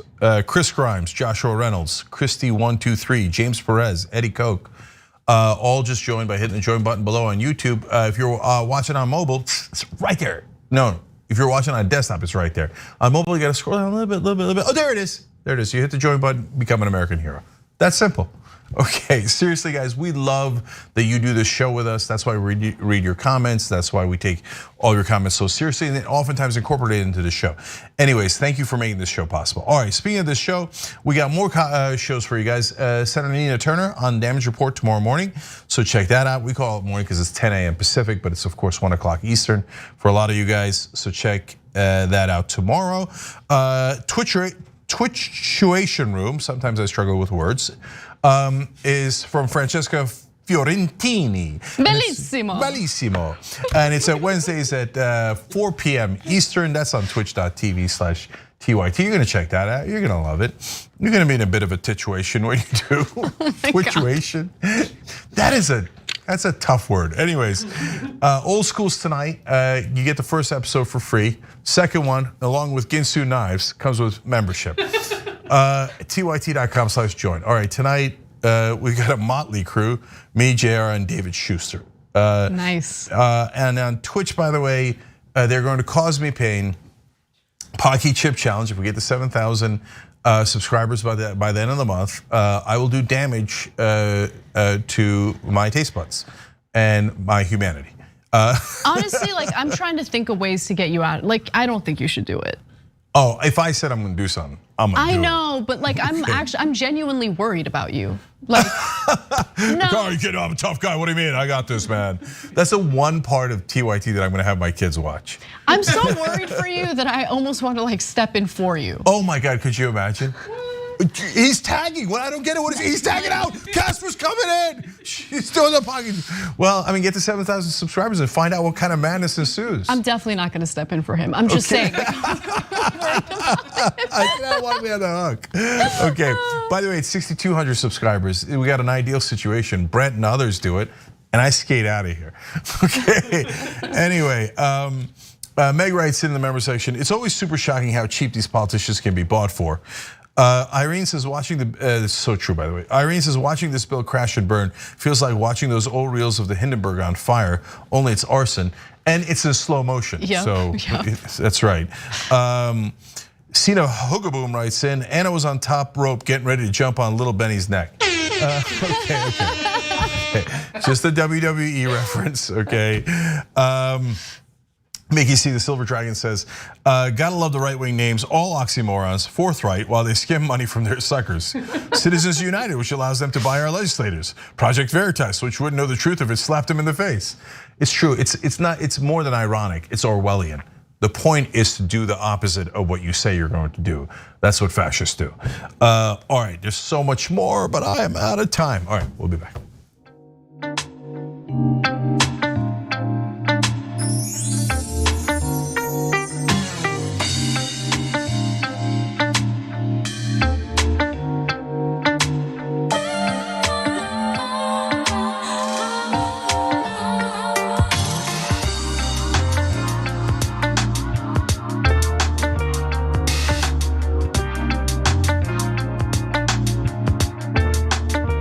Back on TYT, Cenk and Anna with you guys and our lovely members. Christina on Twitch says, TYT for life. Okay, I love it. Thank you. I do want to read you one quick thing though. Music Man Dude wrote in, it's amazing how deprogrammed I've been since finding TYT. Just talking to my left-leaning family members, I never realized how far conservative talking points reach in the mainstream media and others who claim to be liberal or open-minded. It's so true, guys. So when you see me criticizing MSNBC, NPR, New York Times, etc., I'm not doing it for fun. I'm not doing it because out of spite or anything. I would love for those giants in the media to do great journalism. Nothing would make me happier. But when they sell corporate talking points as moderate or centrist, and they get your good, well-meaning friends and family members to believe it, you can't do more damage than that. All right.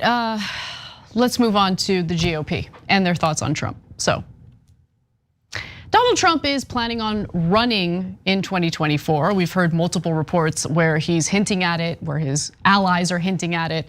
But he would have to do so without the support of Senator Bill Cassidy, who recently said in an interview with Axios that maybe Trump running is not such a great idea. Let's watch. Assume President Trump runs in 2024? He's certainly saying that he's going to. Whether he does or not, we don't know. If he runs, he wins the nomination. If he, I don't know that. President Trump is the first president in the Republican side, at least, to lose the House, the Senate, and the presidency in 4 years. Elections are about winning. Oh, how do those big boy pants feel, Senator Cassidy? It's rare to hear Republican lawmakers speak out against Donald Trump. Maybe they're feeling emboldened by the fact that Trump can't bully them on Twitter, who knows? But he's not the only one. We'll get to your victory lap in a second, Cenk. But of course, there was Dave Rubin recently who told him to put his ego aside. And then also Asa Hutchinson, who is the governor of Arkansas, but also a Republican, who is concerned concerned about some of the rhetoric coming from Donald Trump in regard to elections. Now, just as a quick reminder, he said, if we don't solve the presidential election fraud of 2020, which we have thoroughly and conclusively documented, Republicans will not be voting in 2022 or 2024. It is the single most important thing for Republicans to do. Well, Asa Hutchinson, along with many other Republican lawmakers, are concerned about that kind of rhetoric because it's discouraging GOP voters from voting. And so let's just watch a quick statement from Hutchinson on this very issue. If we don't solve the presidential election fraud of 2020, his bizarre characterization, which he claims, which we have thoroughly and conclusively documented, Republicans will not be voting in 22 and 24. Relitigating 2020 is a recipe for disaster in 2022. Let's talk about the future. The election is passed. It's been certified. The states made decisions on the integrity of each of their elections and made improvements where need be. It's about the future. It's not about the last election, and that those kind of comments are not constructive. We can win in 2022, and we're going to, but let's focus on the important issues. So there's Asa Hutchinson. He's a little more careful than Bill Cassidy was. Look, I don't know what the future holds for Donald Trump. I do know that Republican lawmakers typically are terrified of Trump's base because Trump is still incredibly popular with Republican voters. But that's a double-edged sword, especially if they enable Donald Trump, because what he's saying in regard to elections is actually hurting the Republican Party. It certainly hurt the Republican Party when it came to those 2 Georgia Senate runoff races. It discouraged people from showing up to the polls, clearing a path for the Democratic candidates to win. And so they're concerned about what this means for the future. And Trump's all about himself. He doesn't care about the Republican Party. So he's gonna keep whining about the 2020 election until, I don't know, he gets 20 more audits that maybe turn up even more votes for Joe Biden. Who knows? Yeah, so the rebellion has begun. I wonder if anybody had told you this was gonna happen before it happened. Oh, you're gonna be unbearable about this. Okay, fine. All right, so let's watch this from the end of last week, and then I'll tell you why it's so important. Guys, what is Dave Rubin thinking? The answer is always the same, nothing. He has no independent thought. He thinks whatever his donors tell him to think. So if he's out there talking against Trump, it's a guarantee that one of his funders told him to say that. Guys, you'll be able to tell if we're right or wrong. That's why we make predictions, etc. on the show, right? If you see now more politicians, because they're the other people like Prager and Rubin who are owned on the media, and almost all the Republican politicians are owned by the donors, the bankers, etc. If you see more and more of them coming out and saying, you know, Donald Trump, he's great, he's wonderful, of course, the standard ass kissing, but maybe he should, let someone else do and be the elder statesman. You're gonna see that talking point more and more. And when you see it, then you'll be able to say, oh, they were right. Okay, so now why do we show that other than unbearable bragging? So it's because so you understand how the system works. You can see this for yourself. So mainstream media will tell you certain things and then it never happens. They have their own version of alternative facts. Like, the establishment candidate will of course do better against against Donald Trump. Hillary Clinton loses. They say, oh, no. The next time around, establishment candidate's gonna do better. And so they just repeat the same talking points, whether they're true or untrue. Right-wing media obviously has insane talking points, right? In this case, when Rubin, that's his trademark is being a lackey. Like, what do you need me to say? And he gets funded by large Republican donors, not investors, but donors. Okay, so they give him big chunks of money and they go do what you needs to be done. If he's saying something, that means it got filtered down. The messages on the right wing always comes top down, right? So then they go to their donors and their politicians, and now you see it. It unfolded just like we told you it would. Now Cassidy and Hutchinson dutifully, after talking to their donors, come out on television and tell you, well, this Trump guy, I don't know, take it or leave it, I don't know. And maybe we're better served with someone else. So look, that's really important for you to know, because mainstream media is never going to tell you that these politicians are dishonest. That they're not like Chuck Todd, he can't have a conversation with him and say, oh, by the way, aren't you corrupt and just representing your corporate donors? I mean, look, Jake, that would require them to notice a pattern, right? You think they noticed Dave Rubin pulling a 180 on Donald Trump out of nowhere? They didn't notice that. Yeah. Right? You think they're gonna like connect these dots? Like, this is one of the rare instances where I'm just going to give them the benefit of the doubt in that they're too stupid to notice the pattern, and that therefore they're not gonna notice the money behind these sudden strong opinions against Donald Trump. Yeah, and so fair enough, maybe they are ignorant of it. Yeah. But guys, if you think of it seriously, put aside intelligence, but if you've been covering news and politics for 20, 30, 40 years, and you couldn't figure out who's actually making the decisions, doesn't speak that well of you. So now, what does this portend for the future? Well, there's a couple of reasons why they're upset. If Trump causes them to lose more elections like he did the Georgia Senate elections, for sure, well, they're gonna have less power to block more bills. And now they're worried, oh my God, Biden is actually doing things, at least threatening to do things that are halfway progressive. And popular. And they're like, now we're in a lot of trouble. Now Trump comes around and goes, oh, don't vote for Republicans. They're in a panic. So it puts the Republicans in a no-win situation. You're either gonna have to oppose your base by opposing Trump. This talk of like, oh, I don't know, he's a loser. I mean, Cassidy talking about how he's a loser now, right? Did you ever see him talking like that before? Did you see any Republican talking like that before? But now all of a sudden donors say something, they see oh my God, we're gonna lose some elections, we're gonna lose my own power. Trump's been a loser all this time anyway, we all knew that, right? And so that's why they're in the panic. And a new poll totally confirms that. 9% of Republicans in Georgia saying, 5% saying, we're definitely not gonna vote unless there's an audit. And 4% saying we're probably not going to vote if there's not an audit. Yeah. If you lose 9% of Republicans in Georgia, kiss your chances goodbye. You're already losing elections in Georgia. Let me give you some other numbers, because it is relevant, obviously. So a stunning New York Times report, for instance, reveals an alarming possibility that nearly 10%, for instance, of Georgia Republican voters could sit out the 2022 election unless the 2020 general election is audited again. And also a recent survey of Republican voters in Marjorie Taylor Greene's district found that 5% of Republican voters said that they would sit out the 2022 election if the state of Georgia did not conduct a forensic audit of the 2020 election. Another 4% said they would consider sitting out the election absent an audit. That's nearly 10% of Republicans that could sit out any election. Yeah, but you know what? They're not gonna be able to stem this tide. It's impossible because they keep moving the goalposts. Because the Georgia actually already did 3 recounts. Not enough. And one of them was by hand. So they're like, what else do you want us to do? We want a forensic audit. What does that even mean? What does that mean? And who, like by whom?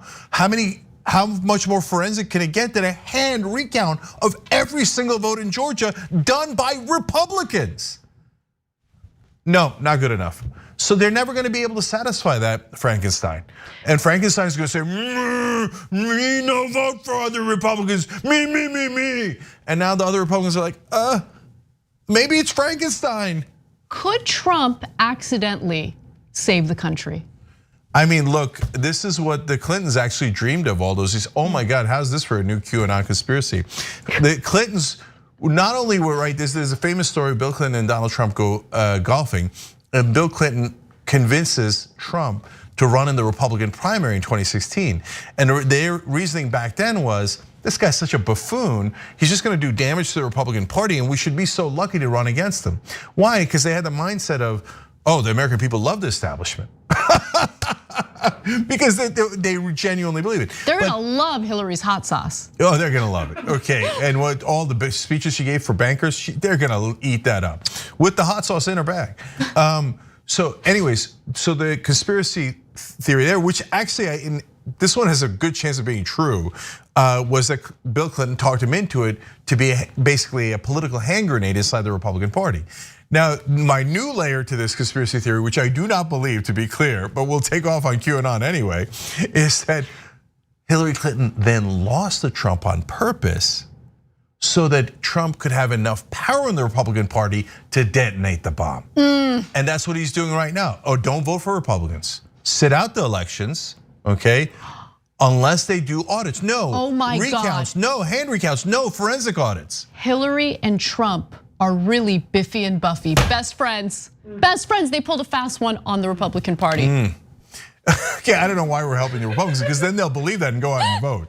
Okay, but listen, if you're a Trump supporter and you think unless it is microscopically forensic, done by the cyber ninjas, no wait. They also said Biden got more votes. The new cyber ninjas 2.0, that's it, we're sitting out all elections. Hey man, it's a free country. Hashtag freedom. Hashtag freedom. You do you. All right, when we come back from the break, probably the most insane story you'll hear out of the great state of Florida. We'll be right back. Can't be true.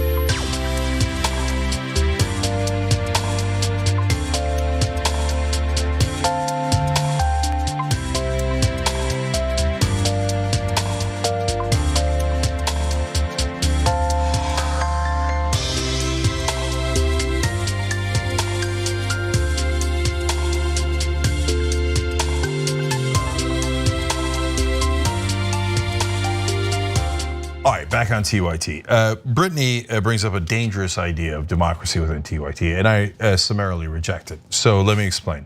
She's one of our members. She says, can the members vote for Cenk to dye his hair purple as an option instead of eating the fire chip? Is this a democracy? I guess.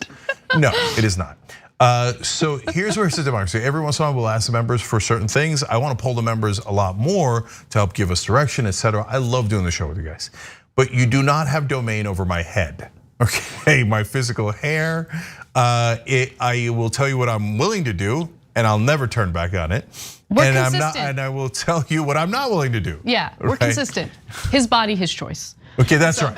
That's right. Yeah. Okay, so I'm willing to do damage to my intestines, taste buds, etc. through the Pocket Chip Challenge, but not willing to dye my hair purple. Okay. Bubba Franks, that's an awesome name. Bubba's now part of TYT, we can't lose with that. Eric has also come on, and so is Harold Civil. They all hit the join button below. They're all a bit of American heroes. All right, super chat. It's Matt Gase on a white Ford Bronco, writes in. I screamed at Al Sharpton this morning after Joe and Mika spoke about Powell in his UN speech mistake. Sharpton said he endorsed Obama for president twice. Yes, but we tortured people and lost our soul. He responds to Sharpton, right? But that's the Washington mind frame. Well, at least he voted for my powerful guy, and so if he supported the elites I like, well, people got tortured. What are we, progressives? And the answer is generally no, you're not. Still Alive writes in. This whole thing with the bill is nail biting. What is both of your best guesses as to what happens with it? Will it pass? Will it be too watered down? Will it be watered down? Definitely. Too watered down, that's subjective, right? And will it pass? I got it at 65 yes, 35 no. And the 35 is almost all Kristen Sinema. They will definitely water it down. That's what Manchin, Menendez, and others will do. They'll take out parts that are so critical to help their donors. But Sinema might just blow the whole thing up. So, not sure yet. All right, there's so many. How do I get to them all? Let me go to Twitch. Barkeeter Jeff says, yay, 6 months, here's to many more. Aloha, aloha right back to you. Chipmunk PDX says, wow, 11 months and a TYT member for years. The Dragon Squad here. So wearing my Dragon Squad shirt earlier, by the way. Mr. Scruffy04 says, maybe if every child dresses as a defense contractor for Halloween, Manchin will favor extending the child tax credit. It's a thought. And Inca Dragon says, 9 months in Twitch, happy TYT baby anniversary, hashtag Bezos bucks. Love you guys. TYT.com/Prime if you have Amazon Prime, and you can take Bezos' money and give it to us. We'll be back.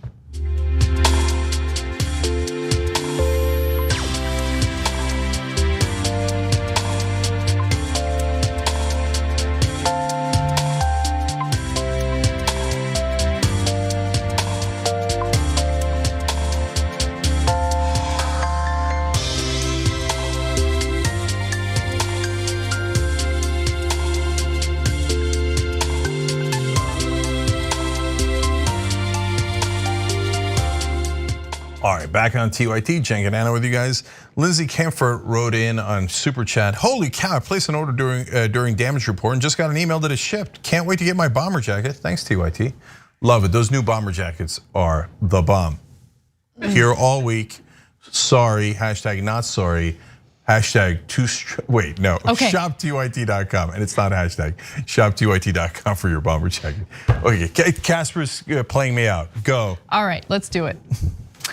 The right wing in Florida has been caught in a scheme that involves funneling dark money to so-called ghost candidates with the intention of siphoning votes away from Democratic candidates or incumbents so the Republican candidate can win. This story is bananas. What's even more crazy is that there's no one in prison for it yet. What's even crazier is I have a feeling no one will end up in prison for it. Now let me give you the details. In District 39, another South Florida seat, Ana Maria Rodriguez won with nearly 56% of the vote over Democrat Javier Fernandez. Kelso Alfonso, an 81-year-old who didn't even campaign, pulled in more than 3,600 votes. Well, Alfonso ran as a third-party candidate, helping to siphon votes away from the Democratic candidate, allowing for the Republican candidate to win. In District 9, something very similar happened, okay? Broder defeated Democrat Patricia Sigmund. The district includes all of Seminole and a portion of Southwest Volusia counties. Broder received 50.3% of the vote. The ghost candidate, who never even campaigned, received nearly 5,800 votes. And then there's one other district that's worth mentioning here. In Senate District 37, a Miami seat, Republican Ileana Garcia upset incumbent Democrat Jose Javier Rodriguez by just 32 votes. Alex Rodriguez, the ghost candidate, Artiles is charged with paying off, didn't campaign and ducked media requests. He received nearly 6,400 votes. Along with Artiles, Alex Rodriguez is facing felony charges, accused of taking more than $44,000 from Artiles to run as a sham candidate. Now in this case, you have some cooperation with the authorities investigating this, meaning that the ghost candidate in the Senate District 37 race agreed to plead guilty and hand over some information about what really went on. But prosecutors prosecutors charged former Senator Frank Artiles in March with felony campaign fraud charges, saying that he secretly gave more than $44,000 to ghost candidate Alex Rodriguez so that he could run in the 2020 election to confuse voters and siphon ballots from then Democratic candidate Senator Jose Javier Rodriguez. The funds allegedly came from a dark money source. Artiles has pleaded not guilty. So I'll tell you about the sources of that dark money in just a moment. Cenk, do you want to jump in as a lover of Miami? Yes. A fan of Florida. And a hater of corruption. Guys, I tell you that politics is all about branding. And so in mainstream media, they have silly conversations about, well, the voters have all analyzed every single candidate and they have decided that they are more centrist and they will vote against Medicare for all, the candidate that's against Medicare for all, because that is their position, okay? No, the polling indicates, for example, in Mississippi, the majority of Democratic primary voters were in favor of Medicare for all, but they voted for Joe Biden overwhelmingly, who's against Medicare for all. Why? They were tricked by the media that told them Biden's the only one who can win, so you better not vote your interests. Okay, so Florida overwhelmingly voted in favor of increasing the minimum wage to $15 an hour through a ballot initiative, okay? To say that Florida voters are like rabid right-wingers and there's nothing you can do to change that is ridiculous. On the issues, they tend to be in favor of what we advocate for, progressive economic policies. But also now we're finding that there was literal rigging taking place. Dark money being funneled to these ghost candidates with the very intention of siphoning votes away from the Democratic candidates. So when Alex Rodriguez, who is not an actual candidate, runs and gets 6,400 votes, it proves definitively that people did not study the candidates. They didn't study the policies. Alex Rodriguez didn't even run. He never went to any campaign events. Wouldn't talk to the media. Yeah, people saw Alex Rodriguez and they remember that name. Now, why do you think they remember that name? Well, it's because there's a famous baseball player with that name. And so he gets way more. If you notice, the other ghost candidates got like 3,200 votes and less votes. They put in a name like Alex Rodriguez. It's a Latino name that makes a difference in Miami. It's a famous baseball player. It triggers for them.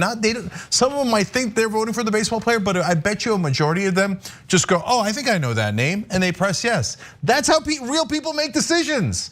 And so Republicans know this. That's why they try so hard to raise enough money to trick you with advertising, and they try so hard to influence the media, and they do a spectacular job in both. And just for a little extra seasoning here, they run ghost candidates. Yep. Because sometimes elections are decided by 32 votes. And so you get 6,400 votes away from them pretending to be a third party candidate. Oftentimes that's more progressive. And it's an easy way to swing elections that are close. And by the way, if they're doing it in politics, which now you can see most definitively they're doing it in politics, do you think they might also be doing it in the media where they get talk show hosts to say, "Oh yeah, man, I bet the third party candidate can win. I bet they're the real progressive. Yeah, don't vote for the Democrat in a general election." In a primary, you should vote for progressives, 100%, 200%, right? In a general election, after all is said and done, all of a sudden you had all these talk show hosts with all their new houses who are telling you, "Oh, don't vote for the Democrat. Don't vote for the Democrat. Make sure you vote for this other candidate." And they just conveniently leave out, has no chance of winning. So convenient, yeah.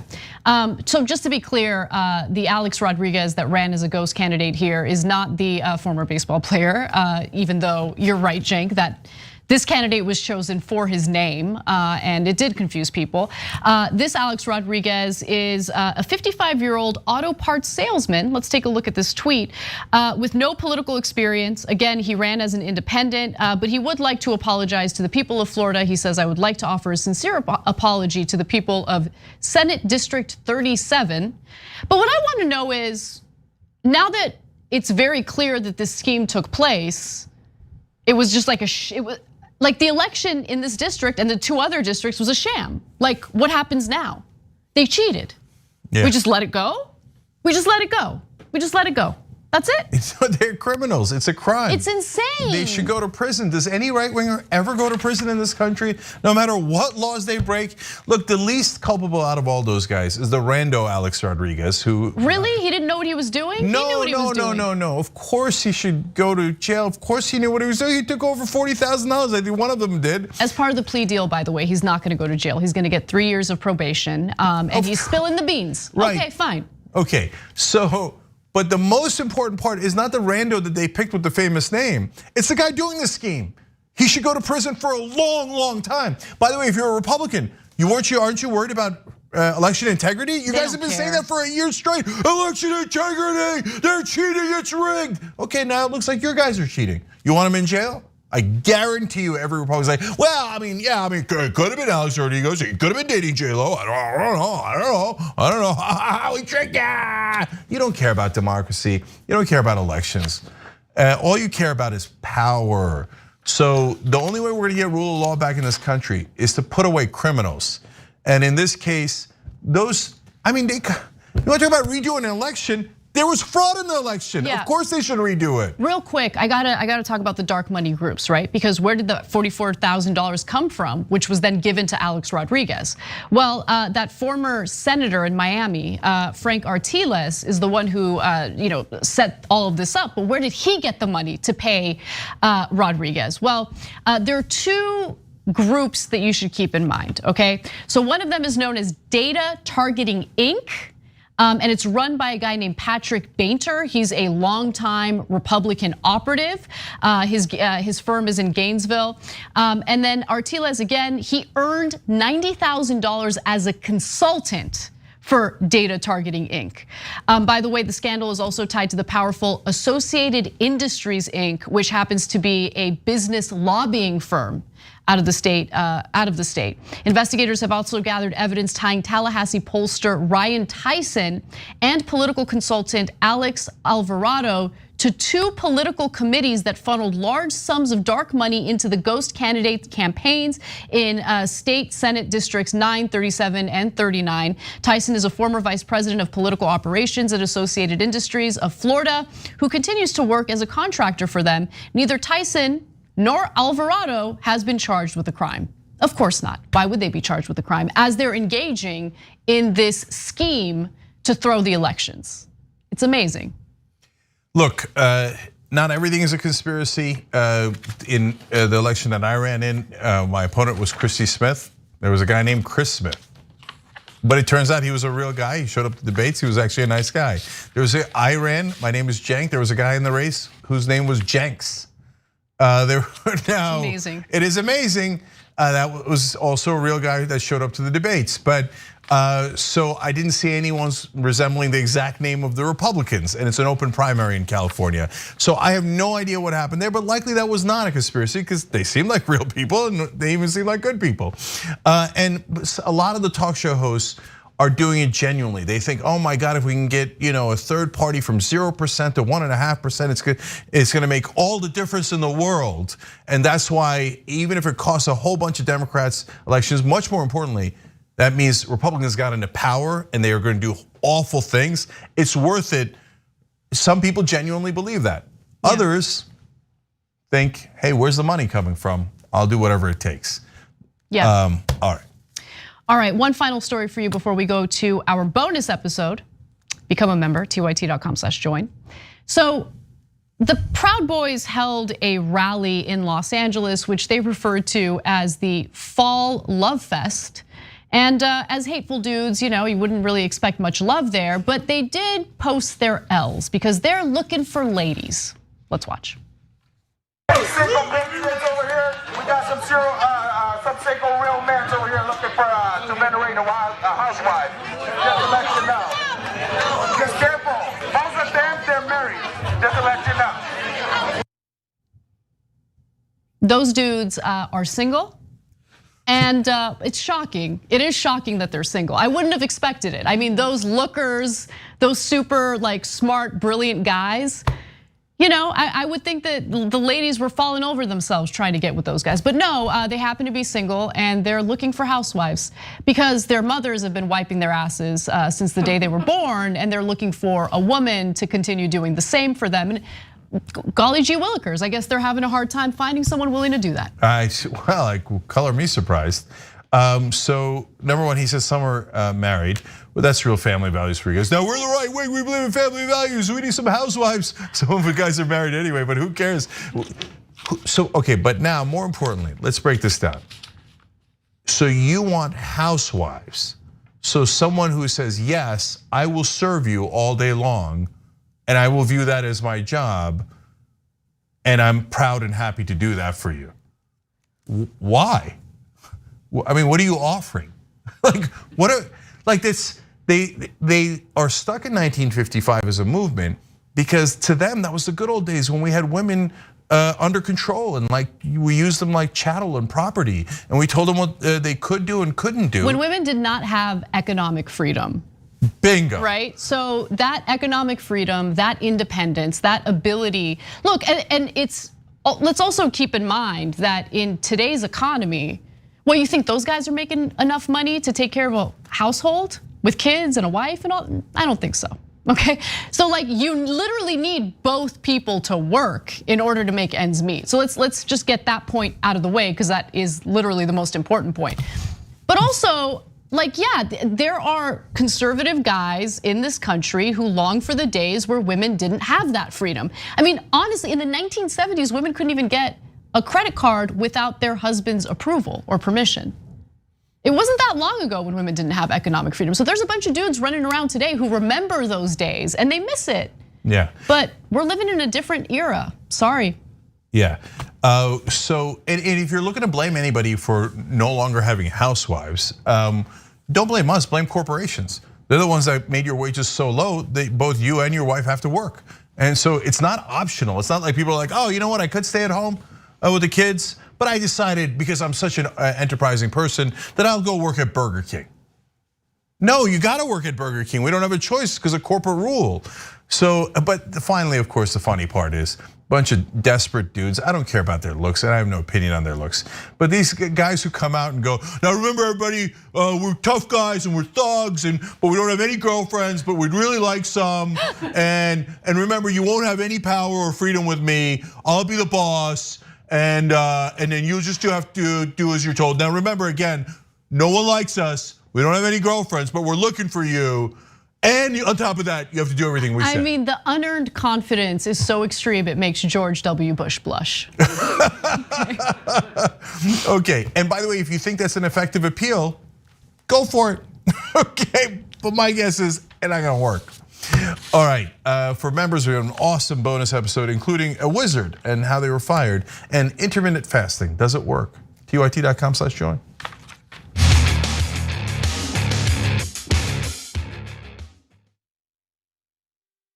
Every day, the Young Turks delivers 2 hours of solid, fact-based, timely news and progressive commentary on all the day's most important stories. We keep our viewers informed